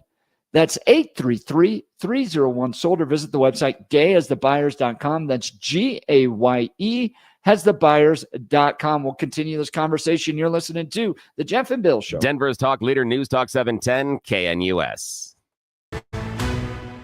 At this hour, I'm Christina Wyo in Dallas, and here are your top stories. Senator Rick Scott is demanding an investigation into Joe Biden engaging in what's known as burrowing to derail President Donald Trump's agenda when he takes office. Scott posting to X that Biden has been converting political appointees into non-political permanent positions and giving them substantial raises. In one case, one person received an $80,000 a year pay raise. Scott demanding information on each of the individuals that are burrowing into the upcoming administration, saying that they haven't received any details since June 30th. He says the information is imperative in making sure the federal workforce is free from partisanship, citing the case of Leandra English, who burrowed from the Obama administration, then sued Trump. New Orleans police say they are investigating after 2 people were killed and 10 others wounded in 2 separate shootings along a parade route. Police say officers responding found 8 victims suffering from gunshot wounds. All 8 were hospitalized in unknown condition. Police later said that a 9th wounded person arrived at a hospital via a private car. About 45 minutes later, police say they received another report of gunfire about a half a mile to the north. 1 person died at the scene and another died at a hospital, while a 3rd victim was also hospitalized. Officials say a man went on a stabbing spree across Manhattan that killed 2 people and critically wounded a 3rd. In Dallas, Christina Wyo, Salem News Channel. RockyMountainBargains.com, where you'll always pay half price. Why pay retail when you can get what you want at 50% off? Just go to RockyMountainBargains.com and save. Here's this week's featured item. A Keurig K Supreme Plus Smart Serve coffee maker valued at $200. Get it now for half price. Get it now at RockyMountainBargains.com for 50% off. RockyMountainBargains.com, where you always pay half price. Restrictions apply. Go to RockyMountainBargains.com for complete details.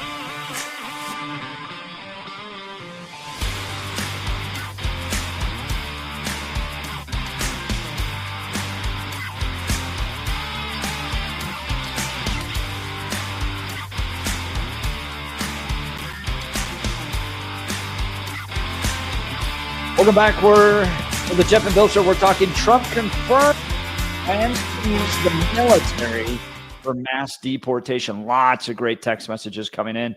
One on my ex account. I don't want the military in our streets demanding papers. Interesting. Let's go to the phone lines. Jack, Wyoming. Good morning, Jack. You're on the Jeff and Bill Show. Morning. Boy, you're hitting on a lot of important points. You're doing a good job, guys. Both of you are. Let me just weigh in real quickly. I don't remember which one of you said, but referring to that the being here illegally is the underlying, is the initial crime, and it is. We have statutory law. They teach us early, like when you go to law school, they teach you if you steal a loaf of bread, it's still stealing. If you say, well, I stole a loaf of bread because I'm hungry, you're still stealing. It doesn't, emotionality does not change statutory law, period. Can I make that point clear? Can people understand that? No, that's fair. I agree with you. That's fair. And I think, Jack, that's part of the issue in this discussion is the perception or acceptance of crossing that border illegally being a crime. And I'm not taking a position on it here. I'm not going to argue with you about it one way or the other here. But what I'm saying is that we have real-time feedback from current illegal immigrants and family members of illegal immigrants, and they don't view that initial crossing of the border as a crime. They believe that once they've been here and they haven't done anything else, they're not criminals. So they're saying we waived our rights because we waited too long to enforce it. I understand the law very, very, very, very well. But that doesn't work. Not saying waiving the rights. They're just saying that it is they don't view it necessarily even as a crime. To Billy's point, I went down and interviewed folks at the Whispering Pines apartment complex in Aurora, which was one that was taken over by Tren de Aragua. And we have to remember that what's being communicated, and I'm not justifying this, I'm just recognizing it as a reality. What's being communicated to the people of Venezuela is that America's open. Just come up here. And she was so disappointed and heartbroken when she got here because she believed Joe Biden lied to her. But that's what was communicated to her via the Biden administration. And the Democrats, Biden and the Democrats are just trying to build a captive voter class so they can stay in power. Everybody knows what's behind it. Everybody understands Jack, that. Why do you feel that way? I hear this all the time. Why do you come to the conclusion that the Democrats are trying to build this voter class, especially because one of the things that I heard in this previous election is that there was this sea change as far as Latino votes heading towards Trump and the conservatives. Why is it always a de facto conclusion that they're going to be Democrats? And you're right, it shouldn't be, because they have brains too. Any human being that has a brain and somebody else decides they know how they should or shouldn't think based on who they think they are, you don't have the right to do that to people. People have their own individual brains, their own thought processes. A black person has a brain that's every bit as good as anybody else on this planet. I mean, this whole idea, if you're not voting for me, you're not black. The whole Democrat thing is the whole Democrat thing is built on falsehoods, lies. All about maintaining power. Rather than falsehoods and lies, I would say identity politics. I would go that way rather than that one. But it's a fair critique. But here's the issue, though, is that if we go back to that, what do we do with a large group of people that don't view the original crime of crossing the border? And I'm using that for the purposes of the discussion as even being a crime. Well, they don't have the right to. Look, they don't have the right to rewrite the statute. You have to stick to the statute. If I was Trump, I would bring them to the Mexican border, make sure they can't turn around and come back, and let Mexico deal with it. And I would take the entire cost of this thing, and I would go to court, and I would get it from the DNC, because they're the ones that caused this to happen. Yeah, I'm not sure you could prove that because of the difference in administrations that have been there. And what they would point at is not necessarily the White House, they'd point at the Congress. Because those are the people that make the laws. I know. So the idea the of Republicans, they wouldn't be able to hang on the Dems. The Republicans have been absent with resistance to all this stuff, so they're almost equally as complicit in this as the Democrats are. They are all no good, absolutely all no good. Yeah, but this is not to be mean to these people. This is to stop this process so it doesn't continue. That's the essence. And there's a lot. And Jack, to your point, clarity is kindness. See, I don't really think is clarity is kindness. And if you have a lack of clarity right now because we have laws on the books that we won't enforce, and there's a tremendous amount of human suffering taking place as a result of what we have currently. And I disagree. And thanks so much for the call, Jack. I disagree that the clarity is going to accomplish the goal. I still say that our system incentivizes illegal immigration, that until we fix the system, this will not stop. And what I mean by that is, let's talk about the woman that's down at Trinidad Aragua, the Venezuelan gangs dealing with them at the apartment complex. If she believes that the situation inside of her family is so dire that she can't wait 12 months, 24 months, 3 years, or 10 years, because we're talking about a 10-year arc for immigration process, why would you stay in your own country? If you're trying to protect your child from not being sold into sexual trafficking, into gangs, and not be part of a gang member, and not be killed early because they have to deal with drugs, is the only way to survive in the neighborhood, are you going to wait 10 years? If they're 6 right now, are you going to hope that nothing's going to happen until they're 16? Or are you going to take the risk to try to come here to America? I submit you take the risk because you're trying to save your family and kids. And so as long as it's broken, we are still going to incentivize illegal immigration. Doesn't matter if we have military standing at the border or not. Until the process is fixed, there's still the incentive. But it's not the process. It's these other countries too. And it's not necessarily America's role to absorb everybody that feels this way in their particular countries. You got to change things in your own homeland. But I want to talk about our friend over at Dan Kaplis Law. I've gotten to know Dan for well over a decade. This guy is awesome. Not only is he with us on the values, and listen to this, he's pro-life, pro-family, pro-America, but he's the son of a police officer, a former seminarian who's dedicated the last 40 years of his life to helping people. So you're not hiring somebody that just went by on a bus billboard. You're hiring somebody that's with us on these American values. Well, that's nice. What really matters is Dan Kaplis a winner? Listen to this. Dan is believed to be the only lawyer in Colorado history to win 5 straight multi-million-dollar verdicts in Colorado crash cases. Dan is also believed to have won the largest truck crash verdict in Colorado history. Dan Kaplis Law is so trusted that they're the official law firm partner of the Denver Nuggets and the Colorado Avalanche. Dan Kaplis Law, a serious firm for serious cases. Dan accepts righteous injury cases on a percentage fee basis so that he can represent good people from all walks of life without regard to ability to pay. If you need Dan's help, give him a call, 303-770-5551. Look, you're probably not on the side of a road right now in a car accident where you need to call Dan Kaplis. So put it in your phone so that when you're dealing with the police, when you're dealing with the insurance companies, you're dealing with all that, you can quickly call Dan and get his help. 303-770-5551 or hit dankaplislaw.com. That's Dan, C-A-P-L-I-S law.com. Let's go to Joe in Arvada. Good morning, Joe. You're on the Jeff and Bill Show. Good morning, Jeff. Wow. There needs to be a pound of common sense put in here. I'm so sorry. This bleeding heart liberal kind of crackpot stuff has got to go. This is what caused the problem right here. You see this argument, people? This is exactly what it is. The Democrats always argue the same thing. Oh, until the problem's fixed, we don't know what to do. Congress won't do anything. Oh, it's never going to fix the problem. And then when it comes time to do something, they don't do anything when it comes to, and I readily admit the Republicans on their side of it never get the spine to stand up to it. But the idea that you can just have laws that are disregarded because, we didn't know. I stole that car because I really didn't know that stealing the car was a bad thing. I mean, they didn't look, these people didn't all come here when Donald Trump was president. They came there when Joe Biden opened his mouth and said, come on down. Now, there was a crime there. There was another crime. There were 2 crimes.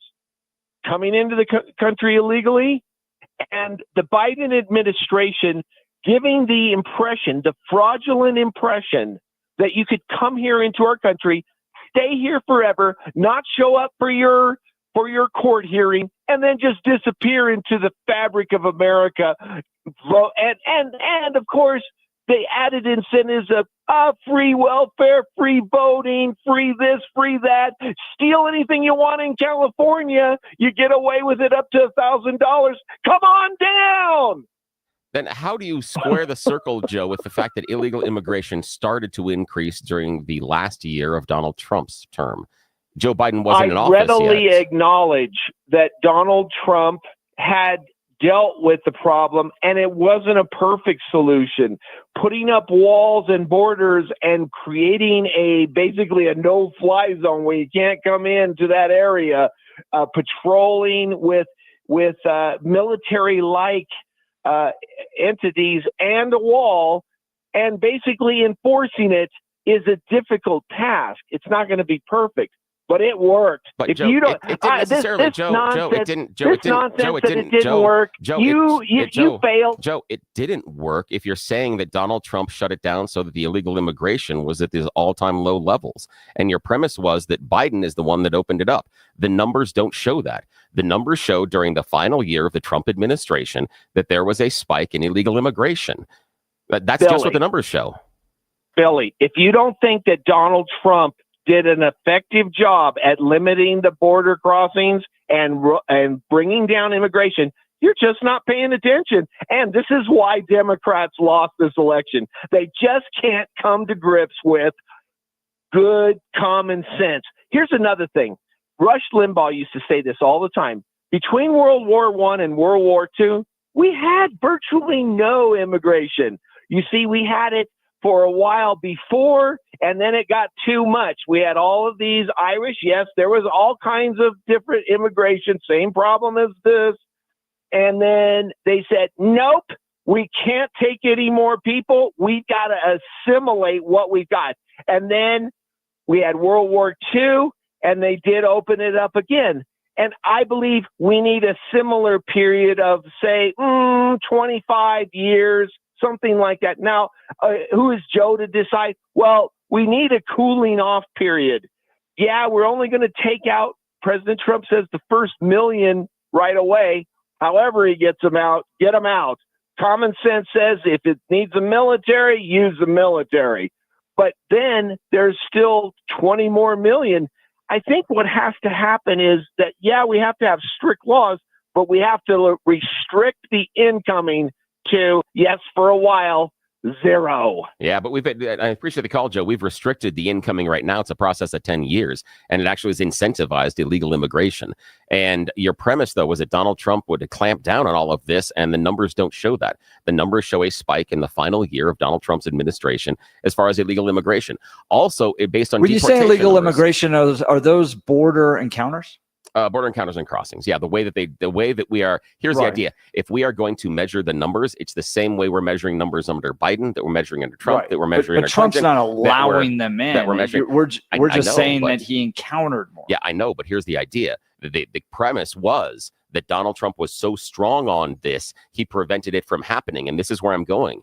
If he was so strong, why did we see an increase in his final year? And what I'm saying is the idea of, if we get tough with the military, if we show these people we're not playing around, which Donald Trump did for the first 3 years, we should not have seen a rapid spike the final year of Donald Trump's term. But we did. The other thing that we know is, based on number of deportations, Donald Trump deported far less than Barack Obama. He deported somewhere around 1.5 million illegals in his term.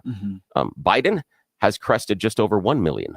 There's only about a 500,000 person difference between the two administrations. So if we're just talking pure numbers, if, as Joe says, we have 20 million, the difference between the I deportations... I feel like you're missing a lot of numbers in there. But hang on. Didn't we have 10 million in the last 4 years? Again, come hang over on a this second. border? Wait, what I'm using is, that's fine. Let's say that I don't think it's 10 million in the last couple of years, but even then, that's fine. Even then, what I'm saying is the efficacy of both of them, as far as deportations, are roughly the same based on 500,000 people. So it's not as if one administration was great on deporting all the illegals and the other administration was not good at deporting the illegals. It had more to do with the function of the system, and that's where I'm going with this. It is our system that is broken, that incentivizes illegal immigration. And just putting the military out here to enforce the law isn't going to create enough of a barrier or enough of a deterrent to slow it down. It's not going to reach the goal. You really don't think it'll slow it down? You think having the military out there, not essentially like the one person commented, checking papers, not to the point, won't slow it down? Not to the point that we want to. And as soon as we have the U.S. military wandering around checking papers, that ends. Or we just assume we're living in a totalitarian state, because you think any Americans are going to wander around here and say they want to make sure they get their papers checked on a routine basis when they're traveling around. Talk to me about freedom and liberty. Talk to me about the Constitution. That's a bridge that is going to be very difficult to cross for the American people. That you're now going to have to prove you're a citizen before you walk into a business, before you walk down the street, that the police are going to randomly get to stop you and see if you're a citizen. Then talk to me about the life of America and the freedom and the liberty. Give us a call, 303-696-1971, or text us on the Dan Caplis Law text line, 720-819-5115. Look, did you wake up this morning with joint pain? Does it hurt when you do even the most routine physical activity? Have they told you it's time for knee or hip replacement surgery? Stop what you're doing and listen to this. You deserve a life of comfort and ease with no surgery and no medicine. At QC Kinetics, they can get you there. QC Kinetics is the nation's leader in regenerative cellular treatments for joint pain. This is an all-natural approach that harnesses your body's own healing properties to treat the root cause of your arthritic pain. Everybody's talking about it. Joel in our office here, he's playing more golf as a result of QC Kinetics than he ever has before with no pain. It's so cutting edge. The protocols developed by QC Kinetics are life-changing for so many people. Tens of thousands of satisfied patients with more every day. Yes, you can have real lasting relief from chronic joint pain without drugs, without surgery, without downtime. Discover your options with the advanced regenerative medicine at QC Kinetics. The consultation is absolutely free. 303-900-8986. That's 303-900-8986 with locations in Aurora, Superior, Highlands Ranch, and Colorado Springs. You're listening to The Jeff and Bill Show. Denver's talk leader, News Talk 710 KNUS. At this hour, I'm Christina Wyo in Dallas, and here are your top stories. President Donald Trump has confirmed that he is planning to declare a national emergency and use the U.S. military to carry out mass deportations of illegal migrants. In a Truth Social post, Trump quoted Tom Fitton, who said Trump was, quote, prepared to declare a national emergency and will use military assets to reverse the Biden invasion through a mass deportation program. Trump shared the post with the caption, "True." Many experts believe that upwards of 20 million illegal migrants have entered the country since the start of the Biden-Harris administration.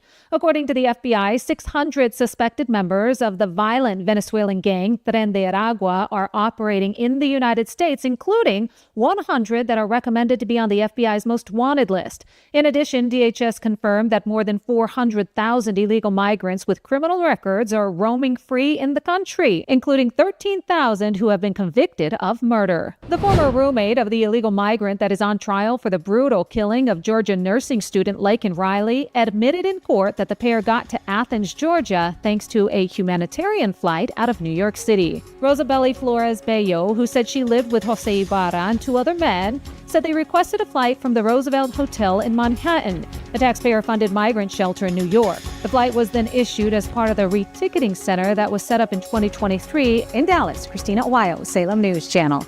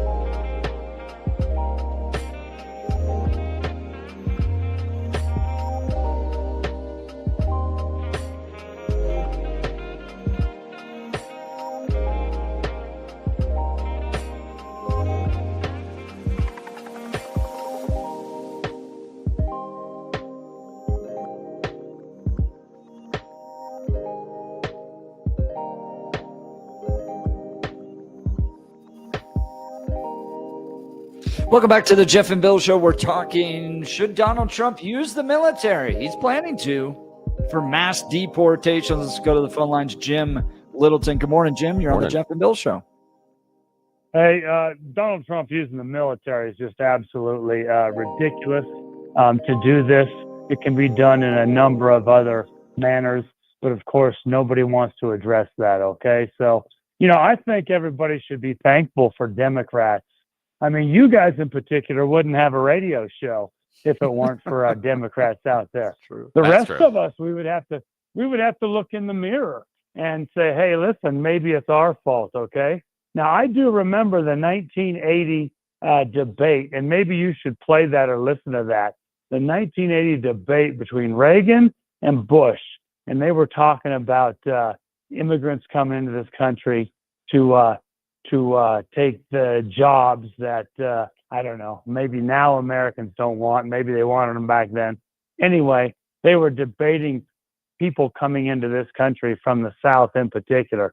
And the great Ronald Reagan took the opposite stance of what everyone is arguing right now on this program, okay? And then they put their money where their mouth was. Within a 12-year period before Clinton got in 92, they had they basically had 6 amnesties. So the precedent has been set. The people have come across the border. They've been rewarded by our financial system and our employers who paid them to integrate into this society because, I don't know, maybe too many women were staying at home having children. Didn't those amnesties just encourage further illegal immigration? That's exactly what they did. Yeah, absolutely. So you're not arguing that we should do those, are you? No, I'm not arguing. I'm just telling you that, hey, if we didn't have the Democrats to kick around, we would have to look in the mirror. And if we were to look in the mirror, we would realize that we're the ones kicking our own asses. And we're blaming the Democrats. If we get to a one political party system, we'll have to look in the mirror. And that's the last thing we want because we love having these debates every single day. And we're not going to solve anything. I wish Jared Polis would look in the mirror a little bit. Appreciate the call, Jim. That was wonderful. Yeah. That was cool. Republicans do owe some of the problems that we're in today to their own policies. But I think there's a time changing with Donald Trump. All right. Coming up next, we're going to talk to the guy who created the wolf tracking app. You're listening to The Jeff and Bill Show. Denver's talk leader, News Talk 710, KNUS.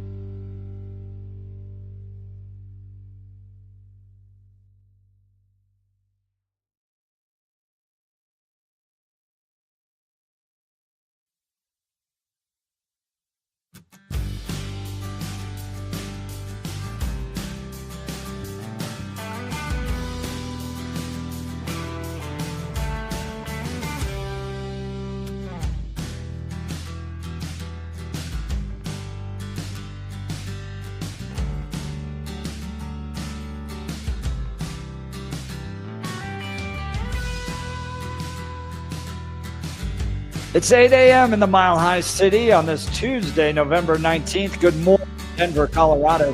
You tuned into the Jeff and Bill Show, News Talk 710 KNUS. I'm your co-host, Jeff Hunt, along with Bill Thorpe, bringing you the freshest insights and hottest takes from the right, left, and center. Congratulations. You just woke up in the greatest country in history, and we're gearing up for a whole nother hour of engaging discussions, critical analysis, and most importantly, your calls and texts, because this is where Denver's voice is heard loud and clear. So grab a cup of coffee, Denver. Let's dive into the issues that matter most to you right here, right now. Coming up after news and comment with Blake Olson, we're going to talk with John Williams. He's the creator of this fantastic Facebook group called Colorado Wolf Tracker that dives in and provides all the details, latest news on what's happening to the wolves in Colorado, what's happening to the ranchers in Colorado, and understanding this complicated thing that's taking place. Colorado Wolf Tracker is the group on Facebook. He's the creator of it. He's also written a number of articles. His latest, Canadian Gray Wolves for Colorado. What does this mean for us? He's going to give us some insight joining us on the show. But first, news and comment with Blake Olson. Good morning, Blake. Hey, good morning, Jeff and Billy. It's 28 and partly cloudy in Denver, expecting a high of 39 today. The 710 5-day forecast coming up. Our top story, DJT at the SpaceX launch in South Texas today. In the meantime, President Biden is at the G20 summit, or whatever they call it, in Rio de Janeiro, and trying to get us into World War III, evidently, because Ukraine is beginning to fire U.S.-made missiles into Russia. That's according to Moscow, which said it shot down 5 U.S.-made missiles today. It's the first time Ukraine has launched a strike on Russia since Biden gave the okay for Ukraine to use U.S. weapons against Russia. Stephen Sachs says we've been provoking Russia for over 25 years, and we need to stop. On December 15th, 2021, Putin put on the table a draft Russia-U.S. security agreement. You can find it online. The basis of it is no NATO enlargement. I called the White House that next week after that, begging them, take the negotiations. Putin's offered something, avoid this war. Oh, Jeff, there's not going to be a war. And there was. The city of Denver activating its cold weather emergency shelters today. The Department of Housing Stability says 3 shelters will open at 1 o'clock this afternoon.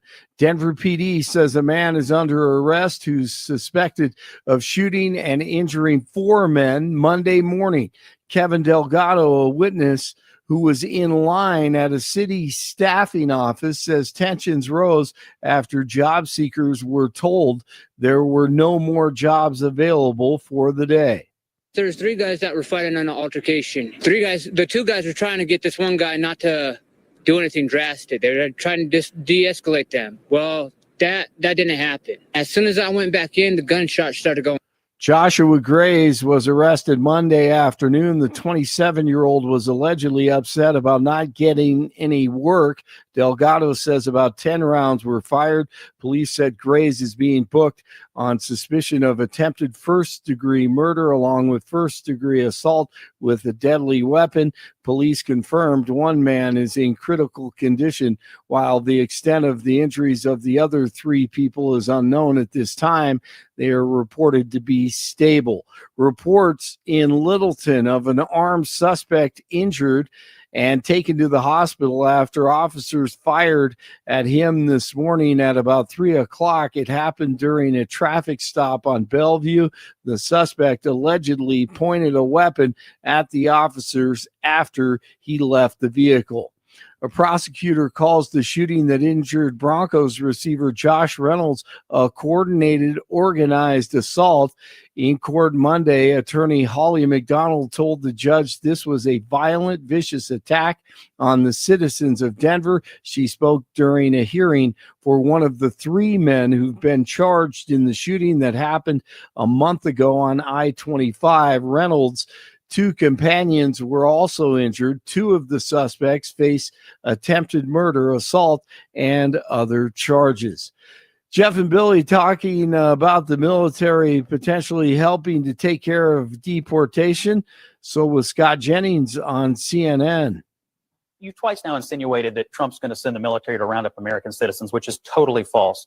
There are 1.3 to 1.6 million illegal immigrants in this country today who have already received deportation orders from a court. You can start there. There's another population, as Mark said, that have either committed violent crimes in the United States or committed violent crimes where they came from. You can also do that. That has nothing to do with the people in your neighborhood, has nothing to do with the person in your office, and has nothing to do with whatever the hell you're talking about. It has to do with getting people out of the country then who do not belong. How are you going to deploy the military? Give me how exactly you would deploy an active duty military unit to respond to this crisis. I would use the military in conjunction with local officials. What does that look local like? Law enforcement, county sheriffs, people who know their communities, because I assume a lot of the local sheriffs and jailers are going to be the people who end up housing some of these folks before they are. Sounds good to me. 24 in Lakewood, 26 in Englewood, 28 in Denver. Jeff and Billy continue Tuesday morning. Blake Olson, News Talk 710 KNUS. Brisk northwest winds and rather chilly today along the Front Range. Temperatures will stay in the middle to upper 30s. There could be a few snow flurries, mainly early in the day, but the flurries won't amount to much. Lows tonight, cold, upper teens to lower 20s, winds easy. Sunny, upper 40s Wednesday. Sunny, 50s to lower 60s as temperatures rebound Thursday through Saturday.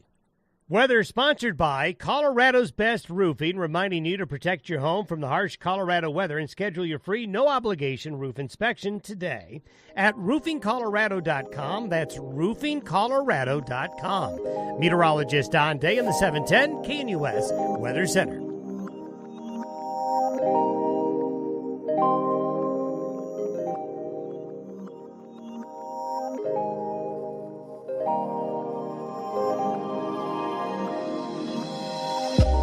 Welcome back to the Jeff and Bill Show. So I think a big reason that the effort to end mountain lion hunting failed was because we've tried ballot box biology and it was a total disaster and continues to be so. And now we're hearing that in addition to just the wolves we already have here in Colorado, they might be sending a round of Canadian gray wolves for Colorado. And what are the impacts of that going to be? Well, one of the best places to get all the details on what's happening with wolves here in Colorado, reports, wolf sightings, depredations, photos, locations, all of this is a Facebook group called Colorado Wolf Tracker. Really fantastic group. And the guy who put this together is John Williams. He joins us on the Jeff and Bill Show. John, thanks so much for being on the program. Good morning. Thanks so much for having me on.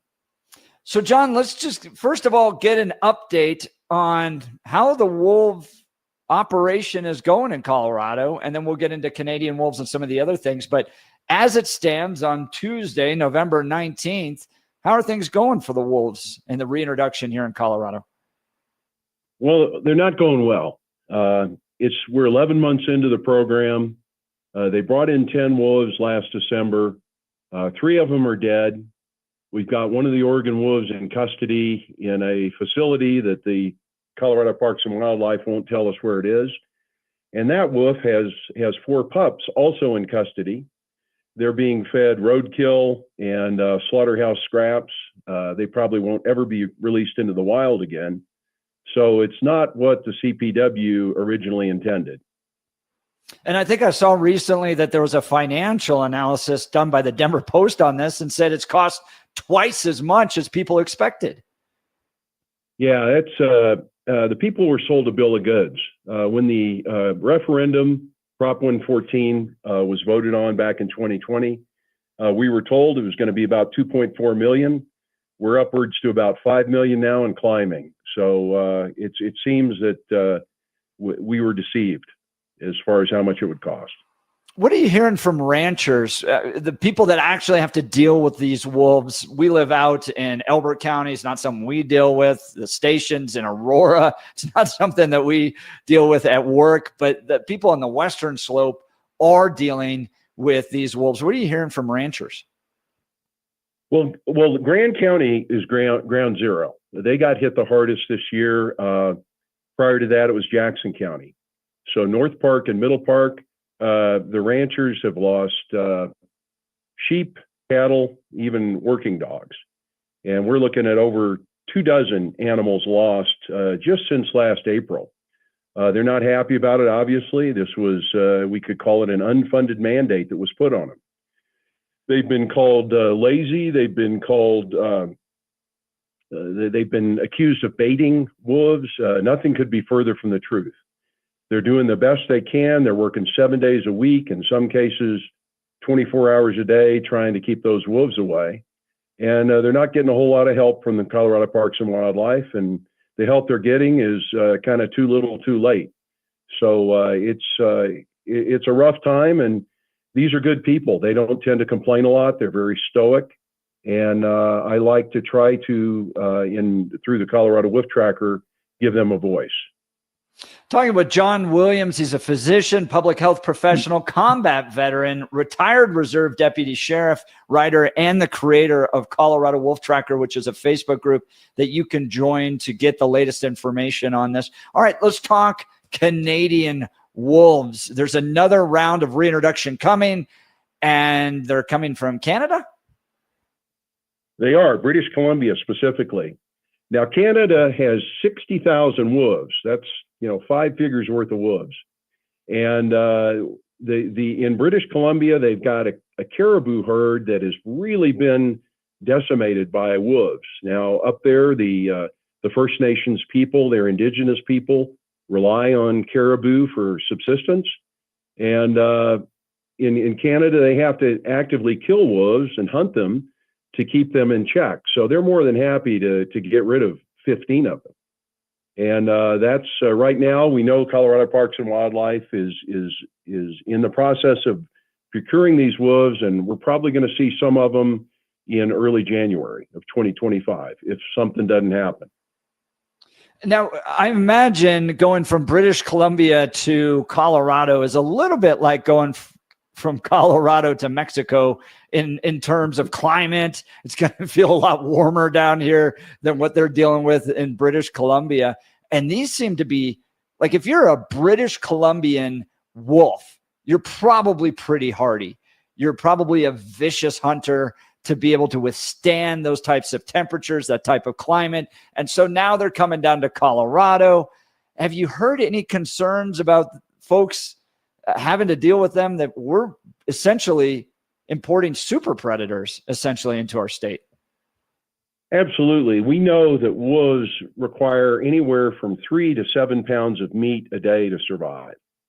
And these wolves up there, as you correctly pointed out, are living in a tough climate, and they are used to chasing down game that's pretty fast and pretty tough to catch. So we have great concerns that they're going to come down and kill our game, our elk, our moose, and other wild game, as well as potentially cattle. Now, we do know that they don't have a taste for cattle like the Oregon wolves did, so that may be a plus. But all in all, I think the message that the ranchers want to send, I want to send, 63 of 64 counties in Colorado want to send is, let's hit the pause button on this until we get things straightened out and figure out how to better protect ranchers, how to get range riders in place, and those countermeasures which currently don't exist. We're talking with John Williams. He's the founder of Colorado Wolf Tracker. It's a Facebook group. You can join it. Great data coming there. So what does that pause look like? I know we passed a statutory law via the ballot that put these wolves in here, so it's not constitutional. I think lawmakers could potentially roll this back if they wanted to, but what are the options to pause this here? Well, that's a good question. Initially, the requirement was to get wolves on the ground by December of 2023. That requirement was fulfilled with the introduction that happened about a year ago.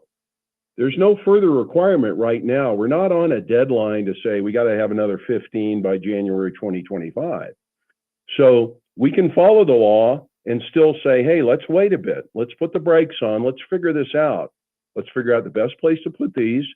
And let's not make the same mistake that we made before, end up with dead wolves and wolves in detention.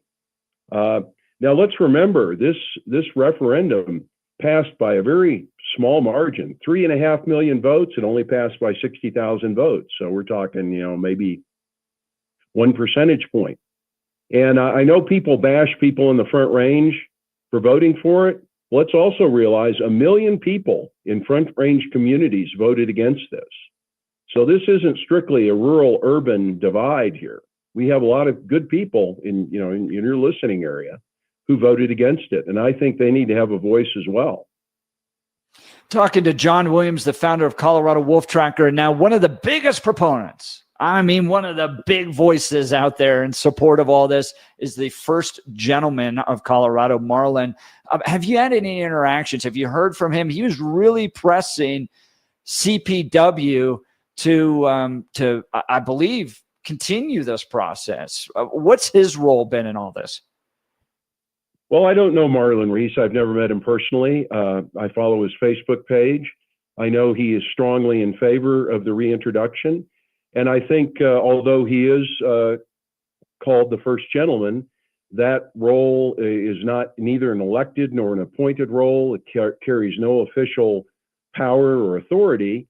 Yet we see on Facebook he uses the Colorado Parks and Wildlife logo on some of his posts, and people who didn't know he didn't have an official capacity might think he did.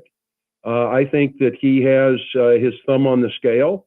I think he has a strong influence on our governor in terms of policy, and I don't believe that's correct. I don't think that a private individual should have that level of influence. Talking with John Williams, founder of Colorado Wolf Tracker. Now, John, if people want to continue to track this issue, can they join Colorado Wolf Tracker? How do they find you? Absolutely. If you put Colorado Wolf Tracker in a Facebook search, you'll find us. We have 3 simple questions that you have to answer just so we keep out the bots, the spammers, the scammers. We have 7,700 members. Everybody's welcome. If you're pro-wolf, if you're anti-wolf, if you're somewhere in between, we're happy to have you there.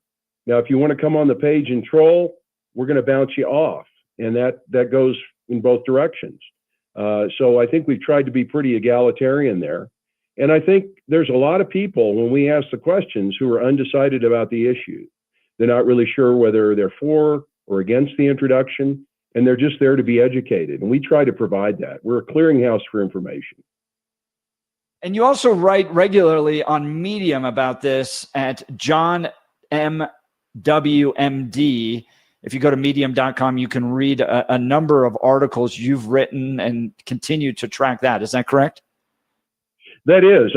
I've also published articles about wolves in the Colorado Springs Gazette and Colorado Politics. And what's interesting, the article that you referred to about Canadian wolves, I originally tried, that was an opinion, an op-ed, tried to get that published up in British Columbia.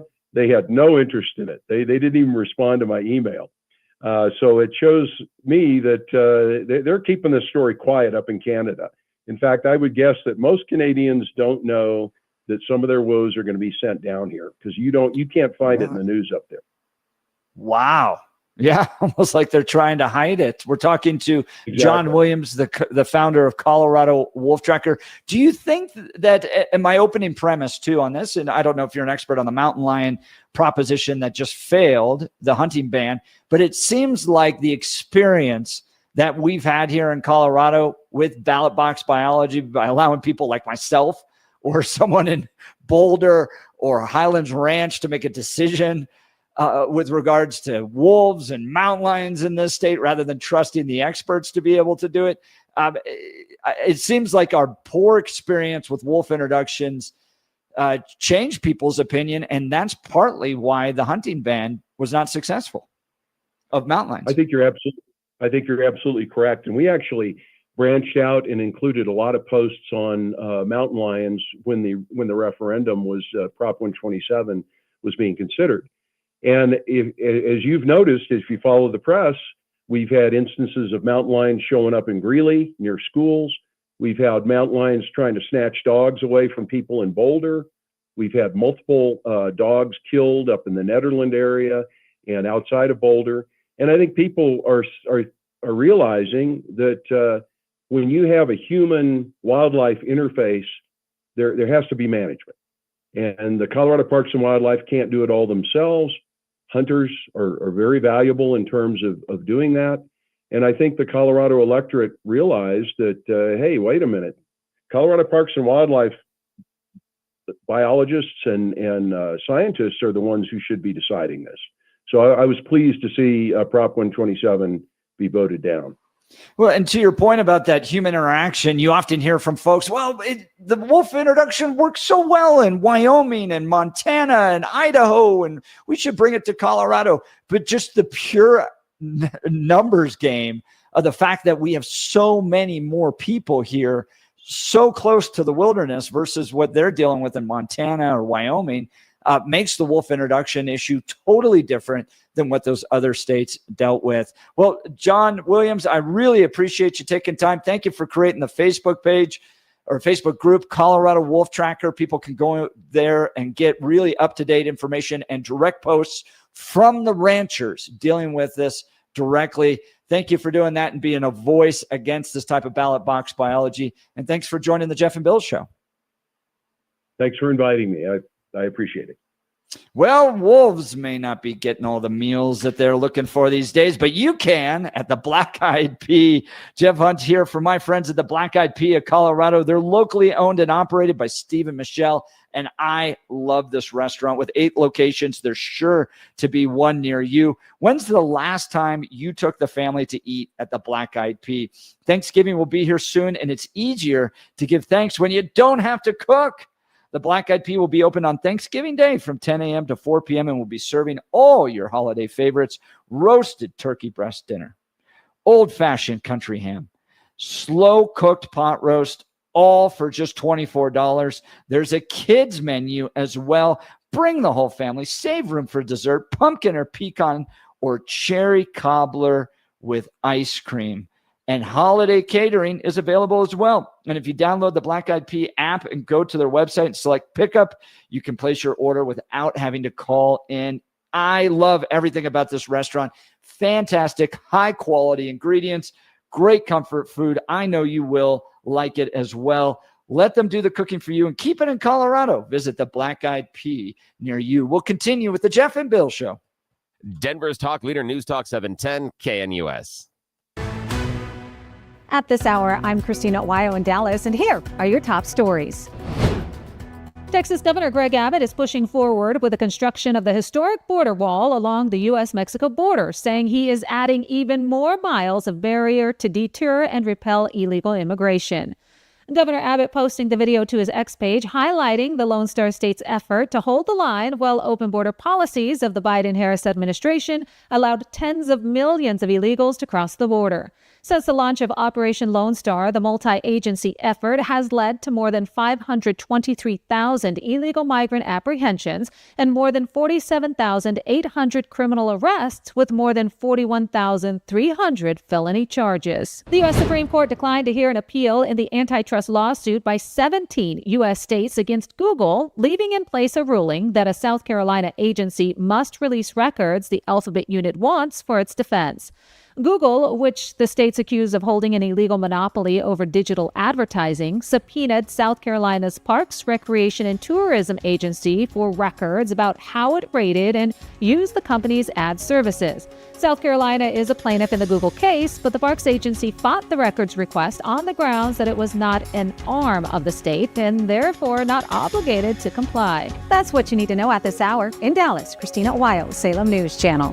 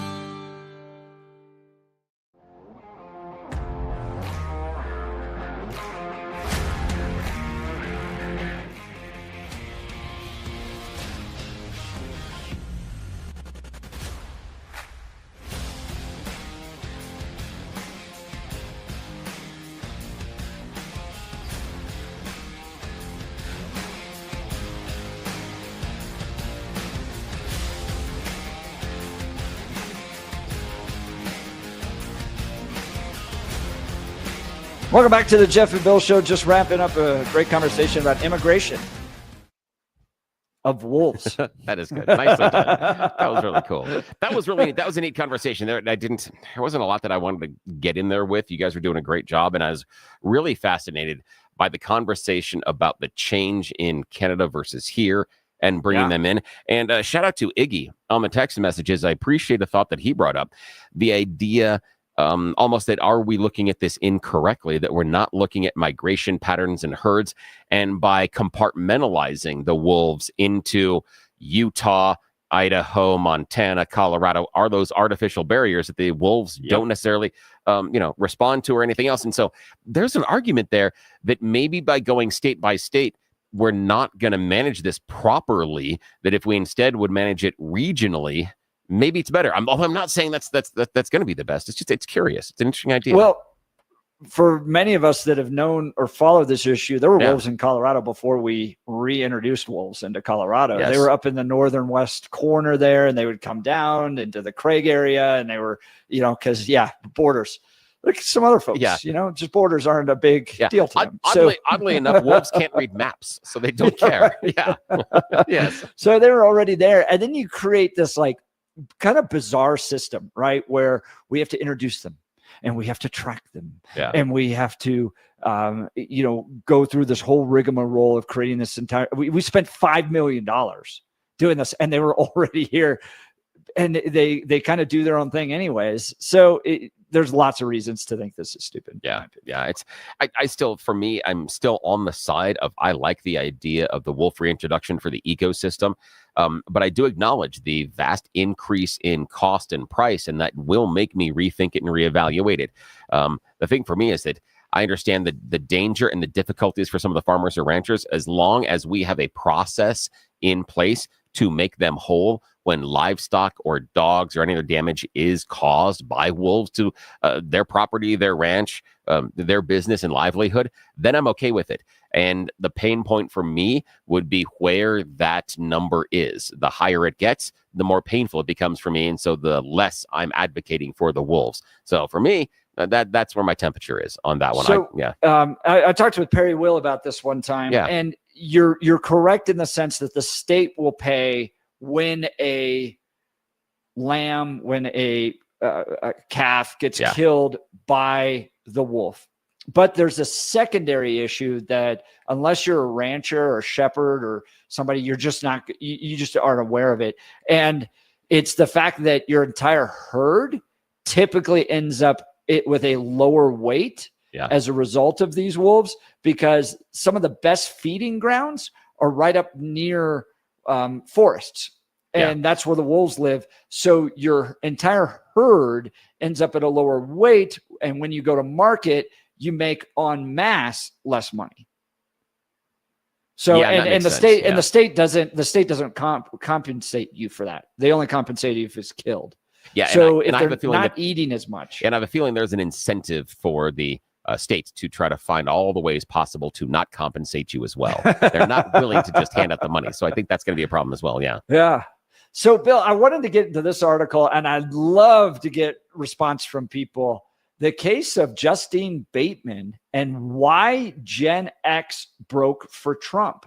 This was an interesting article in the Free Press. If you go to thefp.com, this is Barry Weiss's operation. But she essentially points out that under the kind of current progressive mob, and she's by no means a right-winger. She's not me. She's not MAGA. Actually, can I interrupt you just for a second? Yeah, go ahead. Because just before we start pitching this, I do have a caller on the line, Chad, that would love to chat with us about the wolves and what he sees as the problem. Just before we change horses or change wolves, I thought I'd bring Chad on to talk with us. So good morning, Chad. Thanks for calling the Jeff and Bill Show. What's on your mind?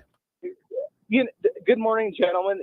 The Front Range politicians love to cram stuff down rural Colorado's throat. They know they have the votes, to do it. And if they really wanted to, check the viability, they would go up into the communities and talk to the people that it affects, rather than, throwing a ballot measure out there, getting every liberal on the Front Range with their bleeding heart to vote for it, and then cram it down rural Colorado's throat because they have the votes to do so. Chad, no, they don't care. And in fact, with Marlin, Weiss, the first gentleman, this is something that's like core passion to him, is this wolf reintroduction. So he has no problem just telling all those backwoods ranchers up there what to do. Yeah, and he also feels there aren't enough of you to outweigh the urban centers that he's representing. He wants the in my opinion, he wants the image of going up into the mountains during that early snowfall. And we get up there, and then you're going to see the wolf slowly make the tracks across the snow, and you're going to go, I'm one with nature. And then you come back home into your city dwelling. I think that's what he's looking for. That's how the entire Front Range operates, with water rights and everything else. Just step on who you need to for the, quote, the greater good. Yeah. So, all right, gentlemen, carry on. Hey, thanks, man. Chad, I agree with you. Appreciate the call. Yeah, and we've Thanks got another. so much. We also have Jay calling us in as well, a farmer and rancher, friend of the show, and wants to talk to us about the impact of the wolves and on his livelihood. Morning, Jay. How are you? Good morning to you guys, and thanks for all that you do. Yeah, I talk to wanted us to about say wolves. something about here's the thing, farmer and rancher, we work, that is our paycheck to feed our family at the end of the day. Now, can you imagine an unwarranted attack on your paycheck every month that you didn't know was expected? That's what we get. So therefore, you would be like getting your paycheck per se, and you get your paycheck, and then all of a sudden, oh, there's an extra $300 out of it, which you didn't expect. That is what the whole realm is about. We're farmers and ranchers. That's our livelihood. Yeah, and I respect that. I think you're exactly right. And the thing for me is I want to assume, but I can't, that the Colorado government would have put in an effective means for compensation. And again, I understand. And for me, the issue is if you're losing too much livestock, then I'm more against the wolves. But as long as there is an effective mean of compensation for you. What is the effective mean? What is the benefit? know. What is the benefit? Give me one benefit. Give me one benefit of introducing them. One benefit. They help balance out certain animal populations. The They're balance was perfect. The economy, or not the economy, livelihood is like you go out to the safari desert or you go into Africa. The animals take care of each other. Animals don't get into politics. Animals don't get into money. Animals don't get into that. They're into survival. So if there's something that they can go get to eat for food, that's it. They don't go to a supermarket. We did have a guest a couple of weeks ago, and we were talking prior to the election about the idea of certain biological illnesses that are coming into some of our natural deer and elk population. And he talked about the idea of mountain lions and also wolves being a curtail or a prevention on that to take out the weakest animals. That's one of the environmental benefits. And I think that is a problem that we have to balance between the impact it has on our farmers and ranchers versus that. Okay, then open up more of the gun rights and allow not just 2 deer per hunting season. Enter a position to where you can say, make a proposal to Congress or whatever have you, to where, or in our local areas. Therefore, you can hunt more deer, like mangy dogs, Yeah, but you wouldn't then dress them and feed them to your family necessarily. So the goal is so that's kind of the problem, though. Not because they got them. It's not going to take them home and eat them. But people are trying to recirculate they're going about it the wrong direction. They're holding the humans back from doing what we need to do to take care of our land and our farm. Well, Jay, and in part to your point, what we have created is fast food for the wolves. Correct. So, they got all the calves and the lambs lying around and all that stuff. So, it's. I think this was going to happen naturally. Can you imagine losing? Can you imagine losing $600 in one day? Yeah. Losing. Yeah. Losing even bigger $600 weight calf, losses across your herd. Yep. So therefore, you lost. So you go out and check your cows, and now $600 is laying on the ground, eaten by a wolf. And the process of getting the money, from the states of pain, you got to invite them out. They have to investigate. Correct. They have to determine that it was killed by a wolf. So you're not going to see that money for a while. Correct. And, you're not ever going to see that money. And then on top of paying insurance, on top of that, So you got now your insurance rate. Oh, I lost that many head of cows. Well, now your insurance rates go up because you lost that many head of cows. You got to see the whole circle of this. And Jay, farmers and ranchers see that. That's why we appreciate your call so very much. Thank you, Jay. I know that feeling about the, all of a sudden $600 bill, et cetera, because I got kids. And sometimes the kids come home and go, Dad, we got to talk about what I did to the car. So, yes, I understand exactly the pain of that. Hey, here's $600 you weren't planning on taking out of your bank account or losing out of your income. I get that. And I think that is the delicate balance. And that's why I am of two minds. And I think Jay outlined it perfectly. Yeah. Well, Billy, if you've got to spend some money, a good place to spend some money? Where? Advanced hair restoration. Oh, Look, yes. for many of us, it's happening. Your hair's thinning, your crown's disappearing. Maybe hair loss has you feeling your identity's lost altogether. I've had some family members, the hair went out early in life. They struggled in the dating pool, got the hair transplant done. It brought back a youthfulness, not only to the way they looked, but the way they felt. And things opened up for them. It works. Believe me, I've got some good news for you. It's an incredible yet simple one-day treatment that starts growing your own natural hair the very next day. And it's guaranteed to grow for life. It's the Advanced FUE from Advanced Hair. We've all seen the pills and lotions that come with monthly subscriptions. They help retain what you have, but what if what you want is your own natural hair permanently in specific areas? From Advanced Hair's state-of-the-art facilities to world-class Dr. Tanya Paul's, it's not maybe will your hair regrow. It's guaranteed that your new hair will grow. You decide how much, how thick, and where. It's why Advanced Hair is the winner of Westward's Best of Denver. For your free consultation, $250 off and 250 free hair grafts. Call 720-459-HAIR, 720-459-HAIR, or advancedhair.com. Get that work done. Look great this upcoming holiday season. Advancedhair.com. So, Billy, unless we have more calls. No, we're good. Yeah, we're good. I came across this article about Justine Bateman because she strikes me as pretty interesting Yeah. person. And I'm not big into pop culture. She's got a brother who's in like every movie out there, I feel like, Jason Bateman. Yeah. But then Justine, she's kind of, I remember seeing previous articles where she's kind of thrown off this idea of not aging naturally, right? She's happy to age naturally. She's not into the crazy plastic surgery necessary to remain relevant into Hollywood. But she became super vocal on X in the run-up to the elections. And I think this taps into a larger question about how Gen X felt about this election. And in this article in the Free Press, if you go to thefp.com, you can read about Justine Bateman there. But this article has this interesting thing. I wanted to just pick your brain on this, Bill. They write, but as recently as a few weeks ago, or definitely a year or two ago, it would have been difficult, if not impossible, to produce a show like Family Ties, Bateman told the author here. The progressives' scolds would have called Alex a white supremacist. They would have loathed the ex-hippie parents for accommodating their kids' shallow, capitalist, racist, sexist, xenophobic values rather than banishing them from the home. But now Bateman said we're in a new era. Now that there's been this shift, and I'm not just talking politically, but spiritually, it might be exactly the kind of show that they'd want to do, she said. She told me recently that she's recently written an anti-woke script.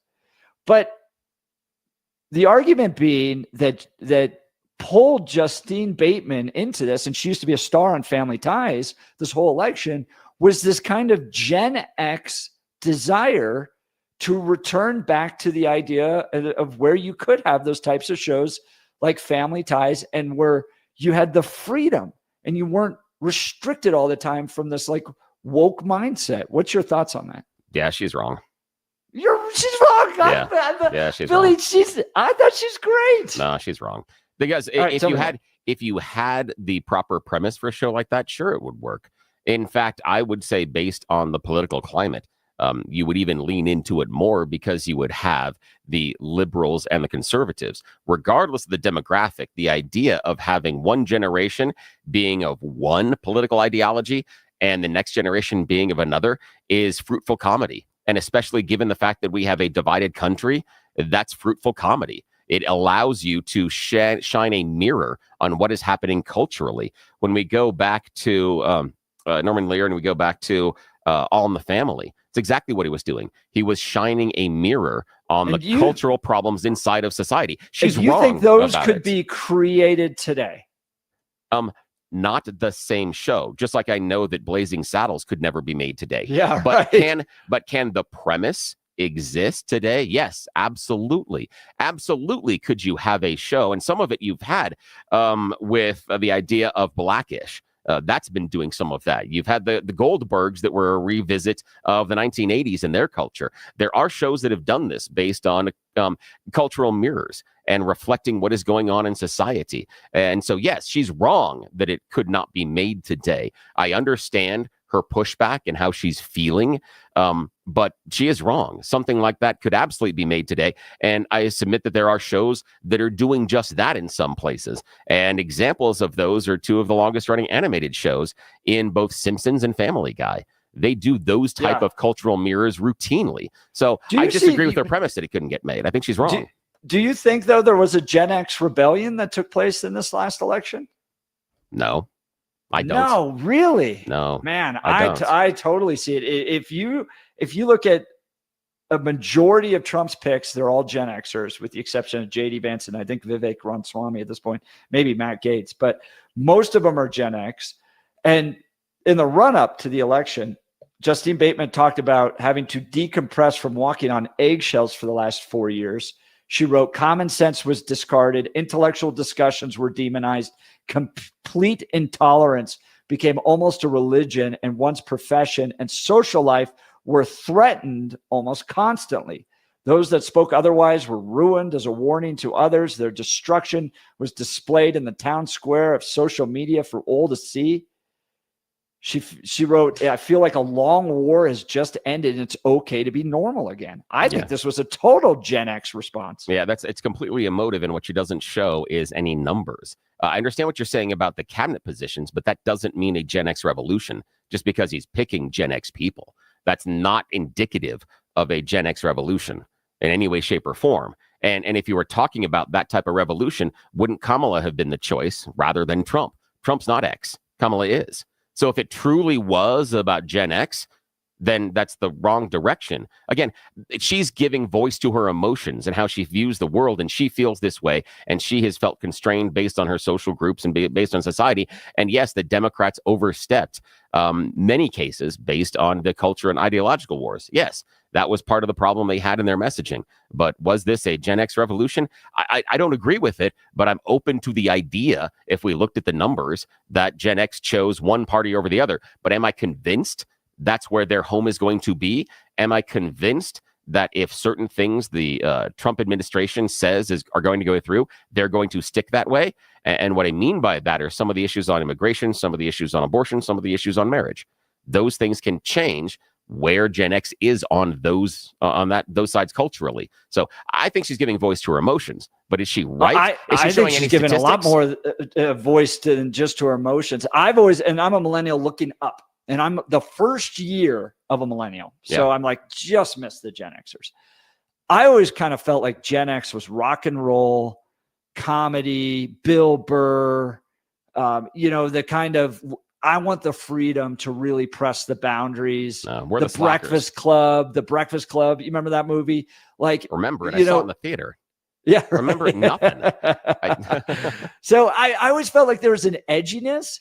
And I just couldn't comprehend how that generation fully embraced this woke ideology where you were literally walking on eggshells all the time. And first it was the comedians that pushed back and were like, no, I'm not going to be put in this box. I don't care if my joke offends you. Jokes offend people. It's part of comedy. And this oversensitivity that popped up in this culture. And I know we're up against a break here, but I'd love to get the listeners' audience response on this. I think a portion of the pushback that took place in this election was that Gen X edginess just was like, we've had enough of it. We want to go back to the way things were. But give me a call, 303-696-1971, 303-696-1971, or text us on the Dan Caplis Law text line, 720-819-5115, 720-819-5115. You're listening to The Jeff and Bill Show. Denver's talk leader, News Talk 710, KNUS.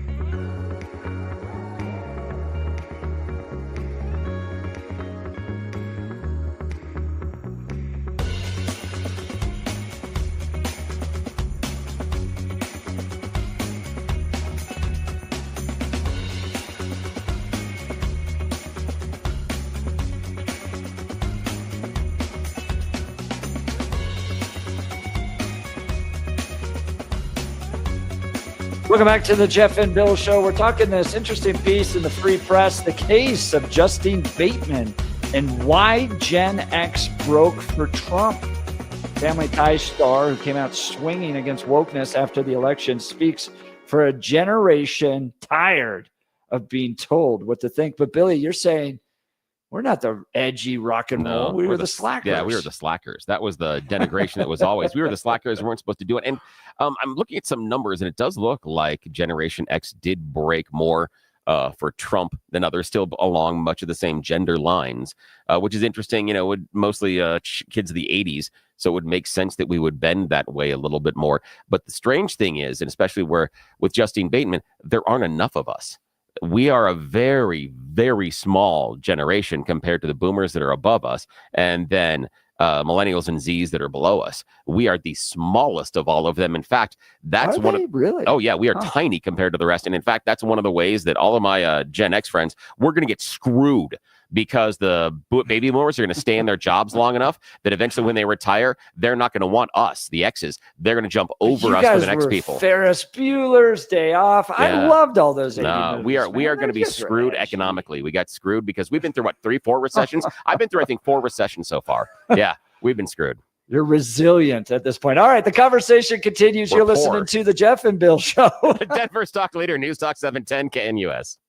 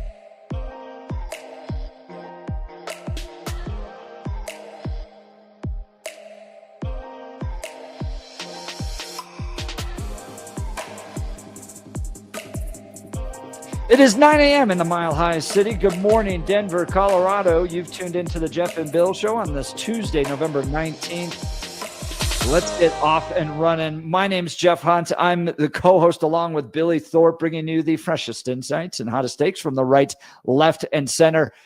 We kind of read through that quickly, but it's important to note there's no other show like this that does the right, left, and center. No, not at all. Where your voice is allowed to come in. Yeah. Be part of it. How many radio shows you're listening to right now that never do any phone calls, that don't ask for phone calls or do something stupid like playing a dumb voice message and then go into them talking and they ignore the voice message anyway? Talk about a reinforcement from the host that your voice, your thoughts, your participation in the conversation doesn't matter when they play a pre-recorded voicemail and then continue the discussion. They're telling you they don't care. They could care less what you think. I've emceed these events before, Bill, and they're like, we're going to collect all the questions via cards. Oh, yeah. And then I get to scan through all the cards and keep out the crazy ones. But exactly. We don't keep out the crazy ones on the show. No. Have you seen me? They're my people. We lean into it. Well, we're gearing up for a whole nother hour of engaging discussions, critical analysis, most importantly, your phone calls and texts, because this is where Denver's voice is heard loud and clear. So grab a cup of coffee, Denver. Let's dive into the issues that matter most to you right here, right now. Coming up after news and comment with Blake Olson, Kash Patel. Should he serve as the new FBI director? Well, he served in some of the highest levels of American intelligence in the military community. Chief of Staff to the DOD, Deputy Director of National Intelligence. But Billy says this guy's a lightweight. Yeah. Doesn't deserve to be in that position. So we want you to join in this discussion. Who should be the new director of the FBI? But first, news and comment with Blake Olson. Good morning, Blake. Good morning. Is it Friday yet? It's Tuesday. And I had the stomach bug yesterday. So. Oh, you did? Okay. I haven't eaten anything in like 18 hours at this point. Oh, man. 7-Up and crackers then, right? Yep. Tried that, and that all came right back up too. So. Oh, man. I'm sorry. Hang in there. All right. My distance from Billy in the office. Yes, right that's probably a good idea. I know. That's kind of sad because we don't get to do that group hug after the show. Yeah, that's right. Yeah, missing out on that. Just make sure there are no ladders around Billy, okay? I just love that I posted that clip. I posted like 15 clips of the show yesterday, and people were all about that. Like, man, dude, those are dangerous. Yeah, more deaths occur with pictures, ladders. Bill? Oh no, not from that. I don't think we do. No. How about I video? really should. No, that would have been fantastic though. Because again, and for people that didn't hear us earlier this morning, I talked about how I at one point fell off the roof and am so talented. I then went through the sliding glass door at the back door. And what happened is, so imagine that you've taken the long extendable ladder and it's reaching up to the top of your roof, and I'm putting the swamp cooler away for the year. So I'm shutting it down.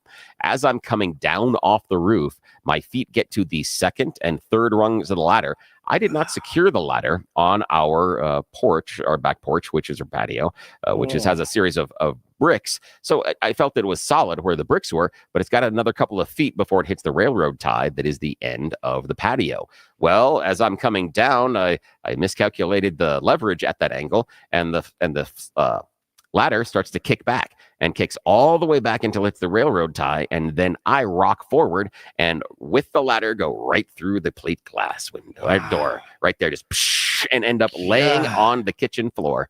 Yeah, that's how my wife found me. I know, but that's the kind of stuff that I do. A lot of blood, right? Or was there blood? No, surprisingly enough, that's crazy. I know, but again, that's the thing that my wife is experienced enough of these. She has seen me do things like this and then go.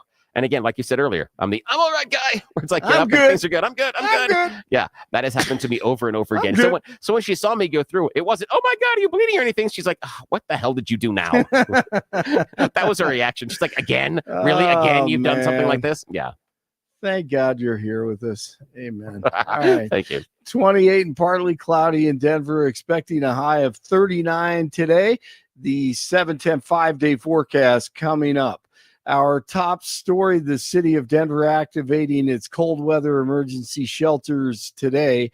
The Department of Housing Stability says 3 shelters will open at 1 o'clock. On December 15th, 2021, Putin put on the table a draft Russia-U.S. security agreement. You can find it online. The basis of it is no NATO enlargement. I called the White House that next week after that, begging them, take the negotiations. Putin's offered something, avoid this war. Oh, Jeff, there's not going to be a war. And there was. Jeff Sachs knows the Ukraine story as well as anyone. Ukraine is starting to fire U.S.-made missiles into Russia. Great. That's all we need. Thanks, Brandon. Moscow said that it shot down 5 U.S.-made missiles today. It's the first time Ukraine has launched a strike on Russia since Biden gave the okay for Ukraine to use U.S. weapons against Russia a few days ago. Democrats evidently trying to create complete chaos before DJT takes office. DJT is in South Texas for the 6th launch of the SpaceX Starship prototype today. Biden is busy missing group photos at the G20 summit, barely knows what's going on. And by the way, Mitch McConnell, he froze up again on Monday. He doesn't know where he is. And we're giving Ukraine missiles to fire at Russia. This is absolutely crazy. Denver PD says a man is under arrest who's suspected of shooting and injuring 4 men on Monday morning. Kevin Delgado, a witness who was in line at a city staffing office, says tensions rose after job seekers were told there were no more jobs available for the day. There's 3 guys that were fighting on an altercation. 3 guys, the 2 guys were trying to get this one guy not to do anything drastic. They were trying to just de-escalate them. Well, that didn't happen. As soon as I went back in, the gunshots started going off. Joshua Graves was arrested Monday afternoon. That's a way to get a job, too. Yeah, right? You know, we're out of jobs. Nice to put on your resume. Start a fight club and shoot people. Yeah, there you go. Hey, that'll get you hired. Yeah, can you lift bricks? Man, this 27-year-old. And how by about the way, cleaning sorry, highways? Blake, No, go ahead. did you see it just came out today that the unemployment rate's gone up in Colorado? We're now matched with the national average, 4.1%. I did see that. It's tough, you know. Everything progressive gets more expensive and crappier. No doubt. And crappier. And then when you have people invading your country, that doesn't help either. Right. I don't know. I don't know if the military should be used or not. I'm not sure. I don't think it was. Yeah, where are you on that one, Blake? Oh, of course. Look, if you was it, how many do you think? 10 million to 20 million illegals, right? Okay. Yep. That's an invasion. Okay. If that is an invasion of your country, I think you can use the military for that, don't you? Why do we? I mean, why is it always about the illegal, immigrants? And their Why isn't it feelings? about the and their feelings? Why isn't it about the citizens of the United States of America? Oh, I don't know. I think we know that's all going to change. Reports in Littleton of an armed suspect injured and taken to the hospital after officers fired at him this morning at about 3:00. It happened during a traffic stop on Bellevue. The suspect allegedly pointed a weapon at officers after he left the vehicle. More wolves plan to be reintroduced or introduced, however you want to say it, into Colorado. I don't even know. Jeff and Billy know. These are Canadian, and John Michael Williams of Colorado Wolf Tracker doing whatever he can to give ranchers in the high country a voice. The ranchers have lost sheep, cattle, even working dogs. And we're looking at over 24 animals lost just since last April. They're not happy about it, obviously. This was, we could call it an unfunded mandate that was put on them. They've been called lazy. They've been called, they've been accused of baiting wolves. Nothing could be further from the truth. They're doing the best they can. They're working 7 days a week, in some cases 24 hours a day, trying to keep those wolves away. Love it. Williams on with Jeff and Billy last hour. Hey, someone posted this on Monday, and this one is very entertaining, I think. You've probably seen it. 1987, DJT on with Letterman. He hasn't changed. If you go to dinner and the bill is like, say, $25, how much of a tip would you throw down?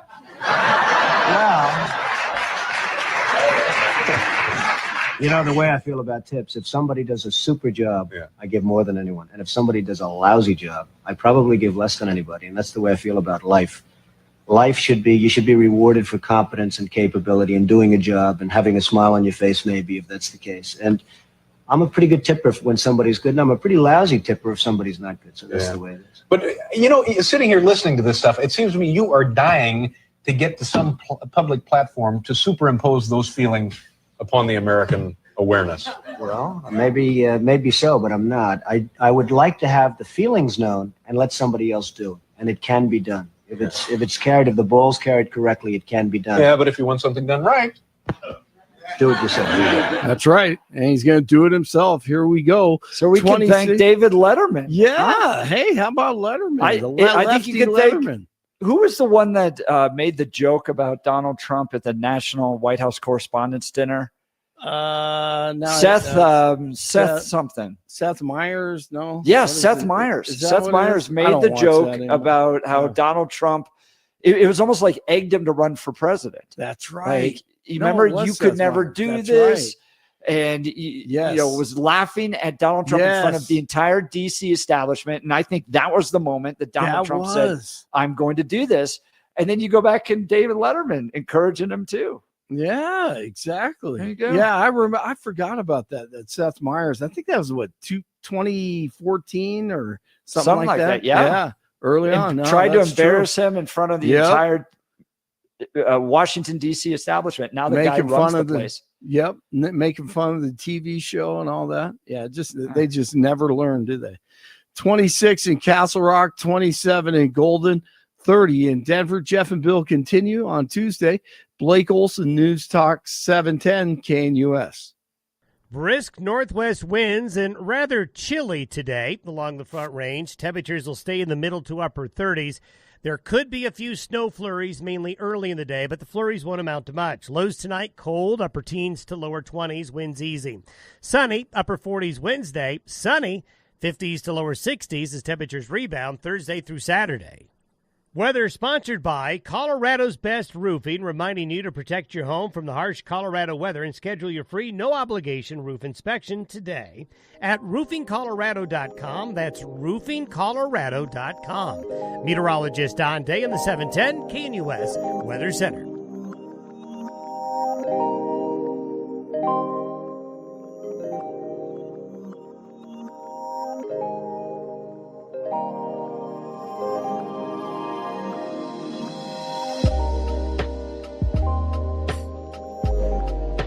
Welcome back to the Jeff and Bill Show.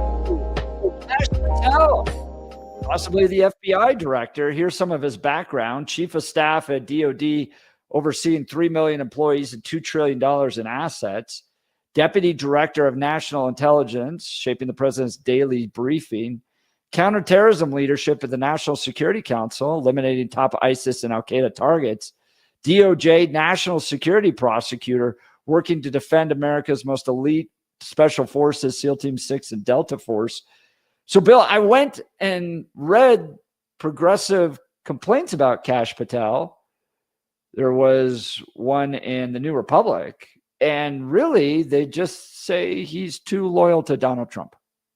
Yeah, the problem I've got with him is how his gray matter works, how his brain works. And some of the things that he has said, some of the things that he has championed are not, in my mind, something that leads to a good director of the FBI. And what I mean by that is he has talked about going after media and jailing them if they're not being, in his terms, fair to Trump. That worries me when you put him in charge of the FBI. But what I think worries me more is his clinging to, and do I really want to open this box of worms? We're going to have to. Clinging to the stolen election theory. He is still a true believer. And one of the things he talks about is how he's going to go after the people that rigged the vote for Joe Biden in 2020. If Kash Patel, again, I'm not saying that everybody who believes the election is stolen is this wrong, but he is trying to run the FBI. This is a point in which facts, investigation, careful consideration of what's around, and taking in information, processing it, and then coming to a conclusion based on his adherence to the stolen 2020 election lie, I question his cognitive ability and his critical reasoning skills. I do not feel he is someone that can take in available information, digest it, and come to a conclusion. I feel he is someone we're putting in charge of the FBI that is going to start with a conclusion and then work backwards from there. And that should concern anybody. And I understand it's much like with the immigrants, where people are like, with the illegal immigrants going, well, I only crossed the border. Since then, I haven't done anything wrong, so they're not going to come after me as a criminal. I understand that you may think that whatever umbrella you're under, you don't necessarily fit the groups that Kash Patel is going to come after using the power of the FBI, but you could be wrong. And understand, it doesn't matter if Kash Patel is correct on the issue. It only matters if he believes it. And if he believes it in his heart of hearts, it's true, and he will act accordingly. I have a real problem when we're talking about our law enforcement agencies, especially the FBI, going and functioning based on a person's belief system, not based on actual facts. I got an issue with that. Do you think there needs to be any reform with the FBI? Yes, absolutely. Yeah, I think that who's best to bring that about? And what kind of reform do you want to see? Not Kash Patel. I'll put that on the top of the list. That's easy. Again, I don't have anybody in mind that I can say this is the person that is going to do it well. But just because I don't have someone in mind doesn't mean the default choice is someone like Kash Patel. I would have to see who the person is before I could judge that. I do believe that there is, how do I put this? The best way to describe it is I believe that there is some, instead of the deep state, I believe that there is some institutionalized passive aggressiveness. And what I mean by that is, rather than this mechanization of an entire deep state that has, marching orders and they have meetings and they decide how they're going to control the government from behind the curtain. And they're going to make sure that all of us are asleep and we're sheeple and they'll take control. I don't believe it's nearly that kind of an organized idea. I believe that inside of some long institutions, there are people there that will be passive aggressive based on their job, meaning that you can have a decision made higher up, and as it comes down the line through the bureaucracy, there are people that are going to slow walk it or obfuscate it or make it difficult for that to be implemented. Do I believe that is the quote unquote deep state? No. But do I believe that is an institutional problem? Yes. Do I believe that should be ferreted out in most of organizations? Yes. But is putting someone like Kash Patel, who has come to a wrong conclusion about a major event in our country, despite all the available information, that's an issue, especially if you want him to be making choices based on law enforcement, because already he has demonstrated publicly that he has a difficult time with critical reasoning and coming to the proper conclusion based on available evidence. What do you do with guys like Peter Strzok that were inside the FBI, their text messages saying, we're not going to allow essentially the reelection of Donald Trump? Yeah. And this is the thing is, remember when I was sitting here behind this microphone and talking about some of the, I don't say dangers of Donald Trump, but some of the authoritarian and fascist-like tendencies that he has. And people came up and came on the radio show on both the calls and on the text messages and say, but did it happen? I will take that same argument and place it with the Lisa Page and Peter Strzok. They said they were not going to let this go on. Did it happen? And what I mean by that is there is a whole lot of weight given to Page and Strzok that they didn't necessarily have. And they are a perfect example of that passive aggressive nature that is contained inside of the institution. The other thing, though, is how many examples do we have so far? 2. We have 2 inside the FBI. There are thousands of employees inside the FBI. And if we go back to the Durham report, we can just credibly, he didn't find both of them, but he had another one that he found. He didn't find the second. So at most, the investigations into the quote unquote deep state have turned up 4 people. And that's the problem I have with this idea, is that we have Page and Strzok, and then it's this assumption that, the entirety of the FBI is dirty. The entirety of the organization is broken. No, the I entirety of the don't organization. think people are saying the entire FBI, but yeah, they are. The these calls are and texts do. The calls and texts do, and you've heard them. You've heard them on symptoms. the air. Yeah, but I you've think heard these them. are symptoms of a problem that needs to be rooted out. And I'm very excited, like I would be with Robert F. Kennedy and HHS. I don't necessarily agree with everything that they're doing, but my goodness, I would love to have a very steely change agent at the very top that's going to press through. I don't like these guys, and I've lived in DC, spent 6 years there, know exactly how the swamp operates. And you have these career bureaucrats that just work their way up through the system, buying whatever comes with orders on top, doing whatever they need to do. This is why you had DEI move through a lot of these agencies. No one would question it. And I think they're bloated. I think in some cases they're corrupt. And I want a steely-eyed change agent at the very top of every single institution in Washington, D.C. That's why I'm open to Kash Patel. That's fair. Can you convince me Kash Patel is that agent of change you are seeking? What does he possess? What do you see in his resume? What do you see in his character and how he conducts himself that he is the agent of change you're looking for? I'm not against your agent of change. I'm just saying that it goes back to Indiana Jones and the Last Crusade. We got to pick the cup.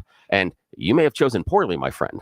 Convince me that you have chosen the right chalice. Yeah, because so I don't see it. Let's go through his background, right? Chief of Staff at DOD, Deputy Director of National Intelligence, Counterterrorism Leadership at the National Security Council, DOJ, National Security Prosecutor. So he's been in the intelligence world and intelligence agencies for quite some time. Okay, now let's pause there just for a sec. Despite the fact that he's been in the intelligence agencies, he shows an inability to come to the conclusion based on the 2020 election. He is still convinced that is stolen.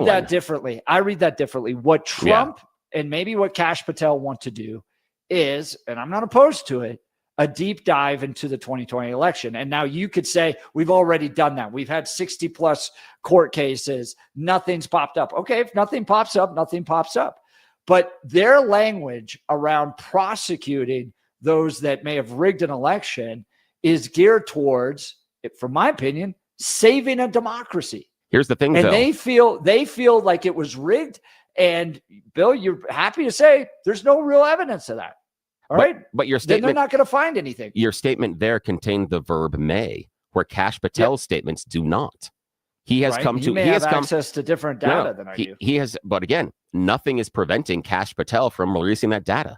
Nothing's preventing Kash Patel. Very good point. Nothing's preventing Kash Patel from walking into Fox News when they were under that lawsuit and say, "Here's my dossier of information. Make me your number one star witness. I will explain exactly on the stand how this election was stolen." He didn't step up at that time. He didn't go there. He hasn't released any of this publicly. He hasn't written a book Maybe about they it. want to do some investigations. I'm not opposed to the investigations, and I guess you're not opposed to investigations either. There's no TED Talk about it. I'm not opposed to investigation, but the issue that I have is that Kash Patel TED Talk. That Kash Patel starts with a conclusion. He says this did happen, and we're coming after you. He doesn't say we will take a look to see if this happened. He's always starting with the conclusion and working backwards. I am not okay with a person. Trump. I'm not okay with a person running the FBI who's going to start with conclusion and work backwards. Did you feel the same way when they did that against Trump on Russian collusion? Because they sure as heck started with that idea and then worked their way backwards. No, they didn't. I disagree with that. Oh, they totally did. Okay, that whole thing was faked up, and then they went to go try to find any evidence they could not to support it. Not in the least. Just for a sec, let's walk through the timeline. The timeline, now we go back to the original request on the FISA court. The original request of the FISA court is based on someone that is in the Trump administration who gets a little drunk during a party and then brags to another ambassador, I believe from Australia, about the fact that they are talking to the Russians and getting intelligence on Hillary and other things from Russia. That's enough to spy? That's enough to spy? Hold on a Some second. drunk dude at an ambassador's? Wait. Let me continue through the timeline. What happened is then the FISA court went after and they made a request. Guess what? They didn't go and spy on the Trump campaign. That is a misnomer. What they did is they looked at Russian communications. That's what they did. They looked at who the Russians were communicating with and allowed that to direct where they were going. They did find, and this has been proven in the Mueller report, they did find communication between the Trump campaign and Russian intelligence. We also have verification of this. What? About things that are going on in the campaign, sharing information, coordinating when certain advertising was going to drop. Doing that. This was all based on the Steele dossier. Wait, hang on a sec. Jeff, I'm sorry. I respect you, but you are completely and totally incorrect. And the reason, hold on. Can I please finish my statement? Okay. Because you're incorrect, because the Steele dossier is never mentioned inside the Mueller report. He doesn't lean on the Steele dossier at all, but he proves the connection between the Trump campaign and Russian intelligence. Paul Manafort also confirmed the communication between the Russian intelligence operation and the Trump campaign. It has also been confirmed by friends of Rudy Giuliani, Lev Parnas, and his friend. They've all confirmed that the Russian intelligence was communicating with the Trump campaign. That's where the Mueller report went. Now, was it rise to the criminal level of collusion? No, it did not. But it doesn't mean that the whole Russia thing was a hoax. That has been a fantasy that has been sold in conservative media for well over 4 years. That is a complete fantasy. There is connection, and whether Bill, or not the whole charges were based on collusion. No, there weren't. What charges? Nobody cares. The charges you were charges just didn't come talking from about. charges didn't come from collusion. No, I'm talking about them working with it. Collusion is a legal definition. Coordination and communication is different. And those were allowed inside of this. And Robert Mueller draws a direct line and shows the process that happened. In fact, he even goes so far as to show, I believe it's 10 different instances during the investigation where Trump is probably guilty of trying to stop the investigation. 5 of those are pretty much a slam dunk. But he didn't find that it was collusion. In your little narrative, the Steele dossier doesn't play a role at all. In Robert Mueller's narrative, which is the report that was released, there is no mention of the Steele dossier, nor does he refer to it, nor does he lean on it. I mean, Jeff, this was an aside. effort by the Clinton campaign to sick the FBI on a political opponent. And that right there, and because the FBI went along with this, is exactly why a guy named Kash Patel should be at the top. The original to root out this type of corruption. The original contract on the Steele dossier was from a Republican competitor of Donald Trump. Hillary Clinton fulfilled the contract. Republicans paid for it first, and then Hillary Clinton fulfilled the contract and got the Steele dossier. However, the Steele dossier is not the basis for the Mueller investigation, nor for the conclusions. No, I totally disagree. Well, hang on a second. I totally Jeff, disagree. You can disagree with me, but that's not what's in the report. Robert Mueller never references the Steele dossier, nor does he go back to it and use it in any way, shape, or form. So you can believe this, but that is not what is actually contained in the report. By the FBI, right? By Robert Mueller's investigation. Yes, he doesn't lean on the Steele dossier at all, doesn't even use it as proof. So you bring in the Steele dossier and say this is why it happened isn't what Mueller is saying. That's not what he says at all. In fact, he never uses the Steele dossier as any sort of proof in the entire investigation for any conclusion it comes to. He doesn't use it. When he was he the FBI director when they went after Trump? No, it was, I don't remember who it was, but it was post-Comey. He's the independent investigator. He's not part of the FBI. He wasn't when he was he's former FBI. Yes, but again, he's former FBI. But that doesn't mean just because he's former FBI doesn't mean that he's did anything with the Steele dossier. So his doesn't get you where you want to be. His analysis of the FBI's investigation into Donald Trump. Do you think that was legal? By the way. What? Which legal? When the FBI goes to the FISA court and dives into Donald Trump's campaign, do you think that was legal? You're misstating what happened. And so in order to make a point, what happened is they went to the FISA court and they asked to gather intelligence on the Russians.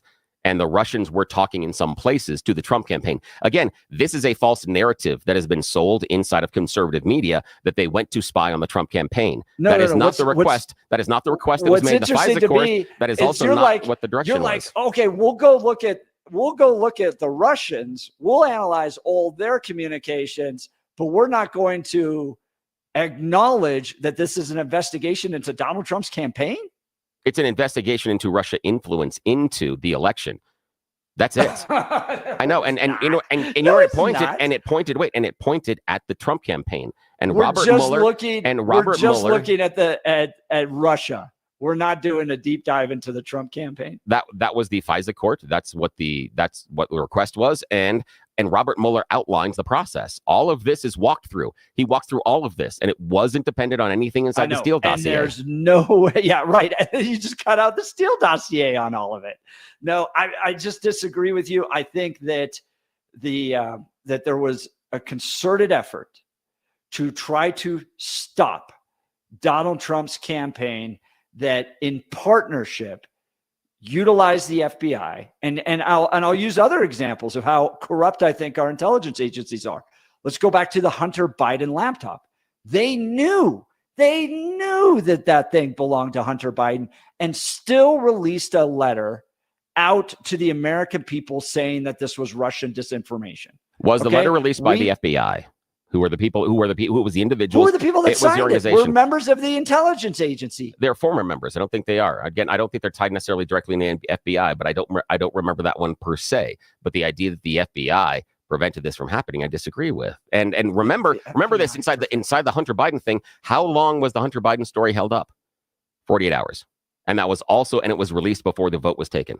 So it was held up for 48 hours. And afterwards, it was one of the most I'm not talking about how it was held up. I'm talking about the intelligence letter. I know, but you're talking. When the FBI knew that this was legitimate and still allowed those letters to go out, didn't stop them. They're all friends. They're all part of the same network. Didn't go, guys, we know this is true. They allowed that letter to go out. So you had 2 elections where the FBI and our intelligence agencies were involved. And it was unfair to Donald Trump. And in that case, I think it's fine to put a guy like Kash Patel at the top of the FBI, who is probably going to root out a lot of this corruption.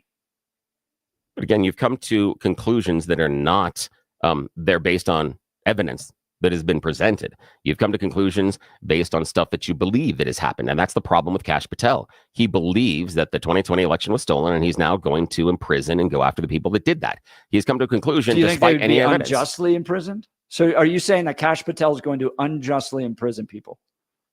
I think the potential is there. Absolutely.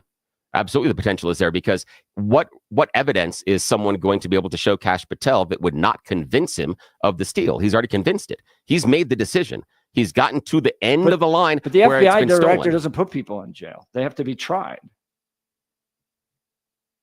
Yes, that's true, but he can charge them and everything else, right? Yes. Yeah, he could. And he could arrest them. He's talked about arresting journalists, so he certainly could. He certainly could arrest and detain them. Yeah, absolutely.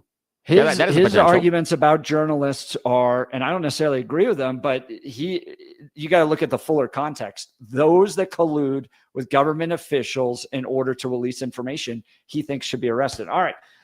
Goodness. Well, that was fun, Bill. I didn't think it was going to be that contentious. I'm surprised. Have you met me?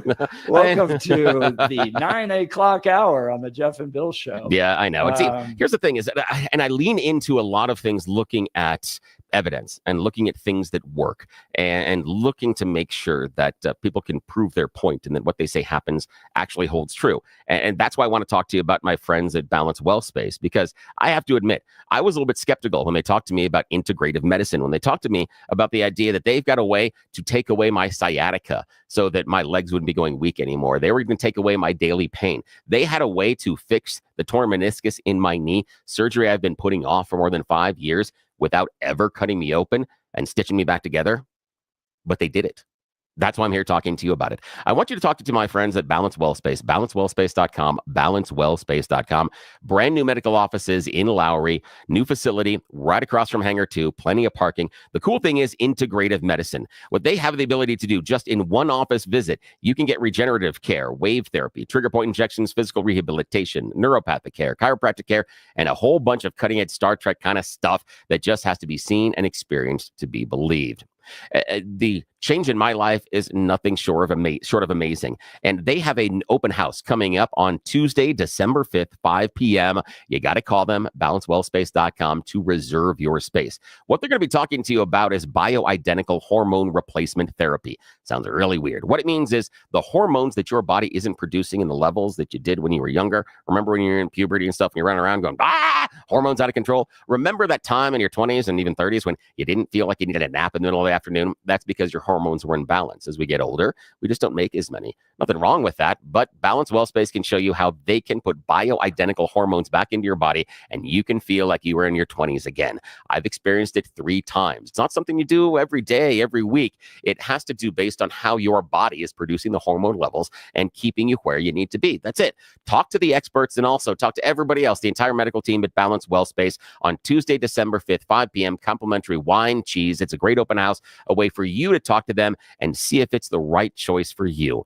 Give them a call, balancewellspace.com, balancewellspace.com. I want you to experience the change in your life that I have experienced thanks to them. And when you call them, please tell them you heard about them here on the Jeff and Bill Show, because it helps us out. And Balance Wellspace will take you whether or not you believe Kash Patel is a good pick or not. Yep, exactly. So they're just happy to have you there. All right, we'll continue. Give us a phone call or text us. Lots of text messages coming in. Mueller would not reference Steele, Doc, because he knew it was fabricated out of thin air. 5631. 51 intelligence agency former head signed that letter about Hunter Biden's laptop. But that wouldn't be the responsibility of the FBI if they're former. The FBI would not be responsible for that missive. You don't think, though, that they knew that it was fake? I'm sure that the letter was wrong, that the laptop was real, that they need to go out there and correct the record on that? You're using they to encompass the entire FBI. And no, I do not believe that everybody in the FBI knew it was fake. No, I don't believe that they knew it was fake. Were there silos of people that knew it was? Yes. Should they have spoken up? Yes. Should they have stopped the letter, spoken up afterwards? Yes. But does it change the narrative? No. Does it mean the FBI is dirty? No, not at all. Does it prove Mueller was wrong? No, not at all. Nope, not in the least. Gabe wants to know if you messed your knee up after you pulled Batman by blasting through your own windows. No, it was something else. It was something else. Another day we'll talk about that is equally as stupid and shocking. All right. Give us a call. Do you support Kash Patel as the head of the FBI? 303-696-1971. 303-696-1971. Or text us on the Dan Caplis Law text line 720-819-5115. You're listening to the Jeff and Bill Show. Denver's talk leader, News Talk 710 KNUS.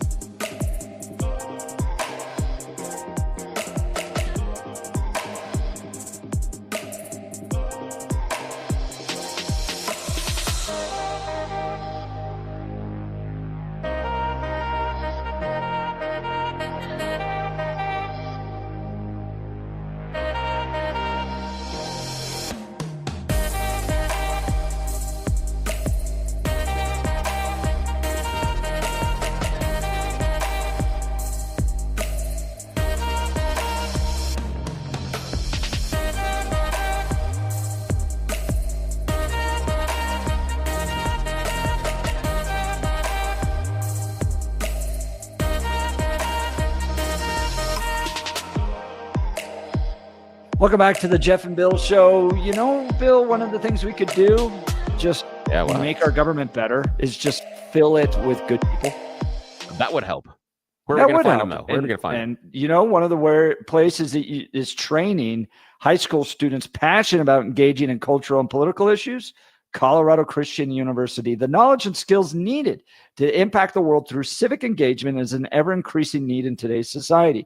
Colorado Christian University is at the forefront of meeting this crucial need, equipping the next generation of competent, convictional Christian leadership in American politics. CCU's degree program in politics with an emphasis in public policy prepares students for the complex challenges of modern politics from an unapologetically Christian and foundational conservative worldview. In this distinct program, students learn how to impact public policy and advance Christian conservative ideas. Colorado Christian University also houses the Centennial Institute, a think tank committed to mobilizing ideas on faith, family, and freedom to strengthen America's future. CCU's mission to produce graduates who impact the world with grace and truth applies in no greater measure than to our politics and public policy program. Apply today at ccu.edu/apply. That's ccu.edu/apply. All right, Billy, I know we're up against a break, but the New York Times is breaking this news. This is just going to get spicier. Uh-oh, what is it? An unidentified hacker has gained access to a file shared on a secure link among lawyers with clients who have given damaging testimony related to Matt Gaetz, President-elect Donald J. Trump's choice to be Attorney General. An unidentified hacker. That's not good. Right. That's not. I don't believe that 1 second. No, I believe the media. Here you go, New York Times. Just say a hacker gave it to you.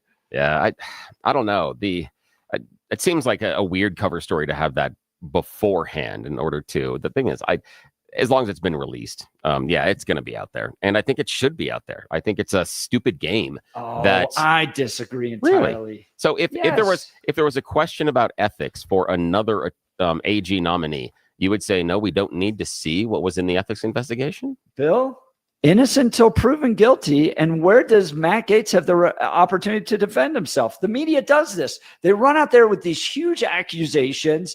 They terrible stuff. They did this to Brett Kavanaugh too, and then say, "Well, defend yourself." No, it's not fair. This stuff has not been proven in court. It shouldn't be released. So you'd be okay if you just have to prove it through court. That's the idea. That's what you want. If you're innocent until proven guilty, and you have the right to a defense, and in this case, they're totally moving right past all that with these salacious allegations. And I don't think it's fair. But yet, people that have testified, under oath that this is what happened in front of the ethics committee. So that makes you guilty? That doesn't make you guilty just because somebody testifies. No, again, I'm not talking about guilty, but I'm thinking that shouldn't you talk about it and have that conversation when you're putting the person as AG? I mean, these are some serious allegations. I know, that's the point. This isn't just he puts his cereal or his milk in before he puts the cereal in. Yeah. These are serious criminal allegations that have never been brought to a court of law. I don't think they should be proved. All right, we're up against a break. You're listening to the Jeff and Bill Show. Denver's talk leader, News Talk 710, KNUS.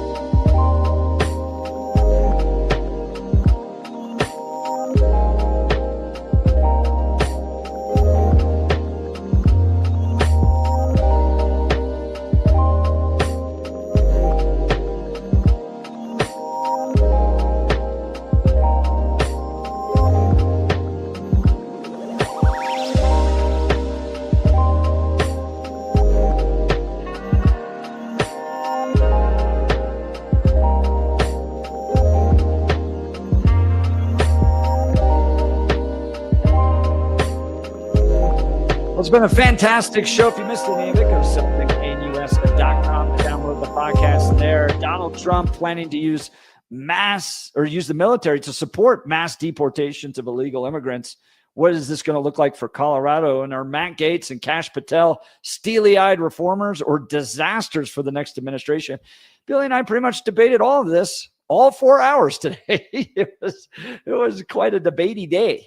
And then, of course, people got what they were really looking for was how did Billy fall off a roof and end up in his front kitchen? Yeah, we talked about that. So that was fun. It was a fun show. 710knus.com to download the podcast there. We got a fantastic lineup all afternoon for you. Following Cal Thomas, you got Charlie Kirk, Dennis Prager. By the way, continue to pray for him as he's recovering from a fall. Pray for Dennis. And then they've got Sebastian Gorka, Larry Elder, and Mark Levin wrap up the evening for you. So Salem Media bringing all the great stuff to you on 710 KNUS. It's been a great show. Yeah, we're going to have to get into the Gates thing tomorrow. That'll be fun. That'll be real fun. The debates continue. You're not going to want to miss it. All right, you've been listening to The Jeff and Bill Show. We are Denver's talk leader, News Talk 710 KNUS. You know, if Donald Trump picked some adults, this show would be super boring.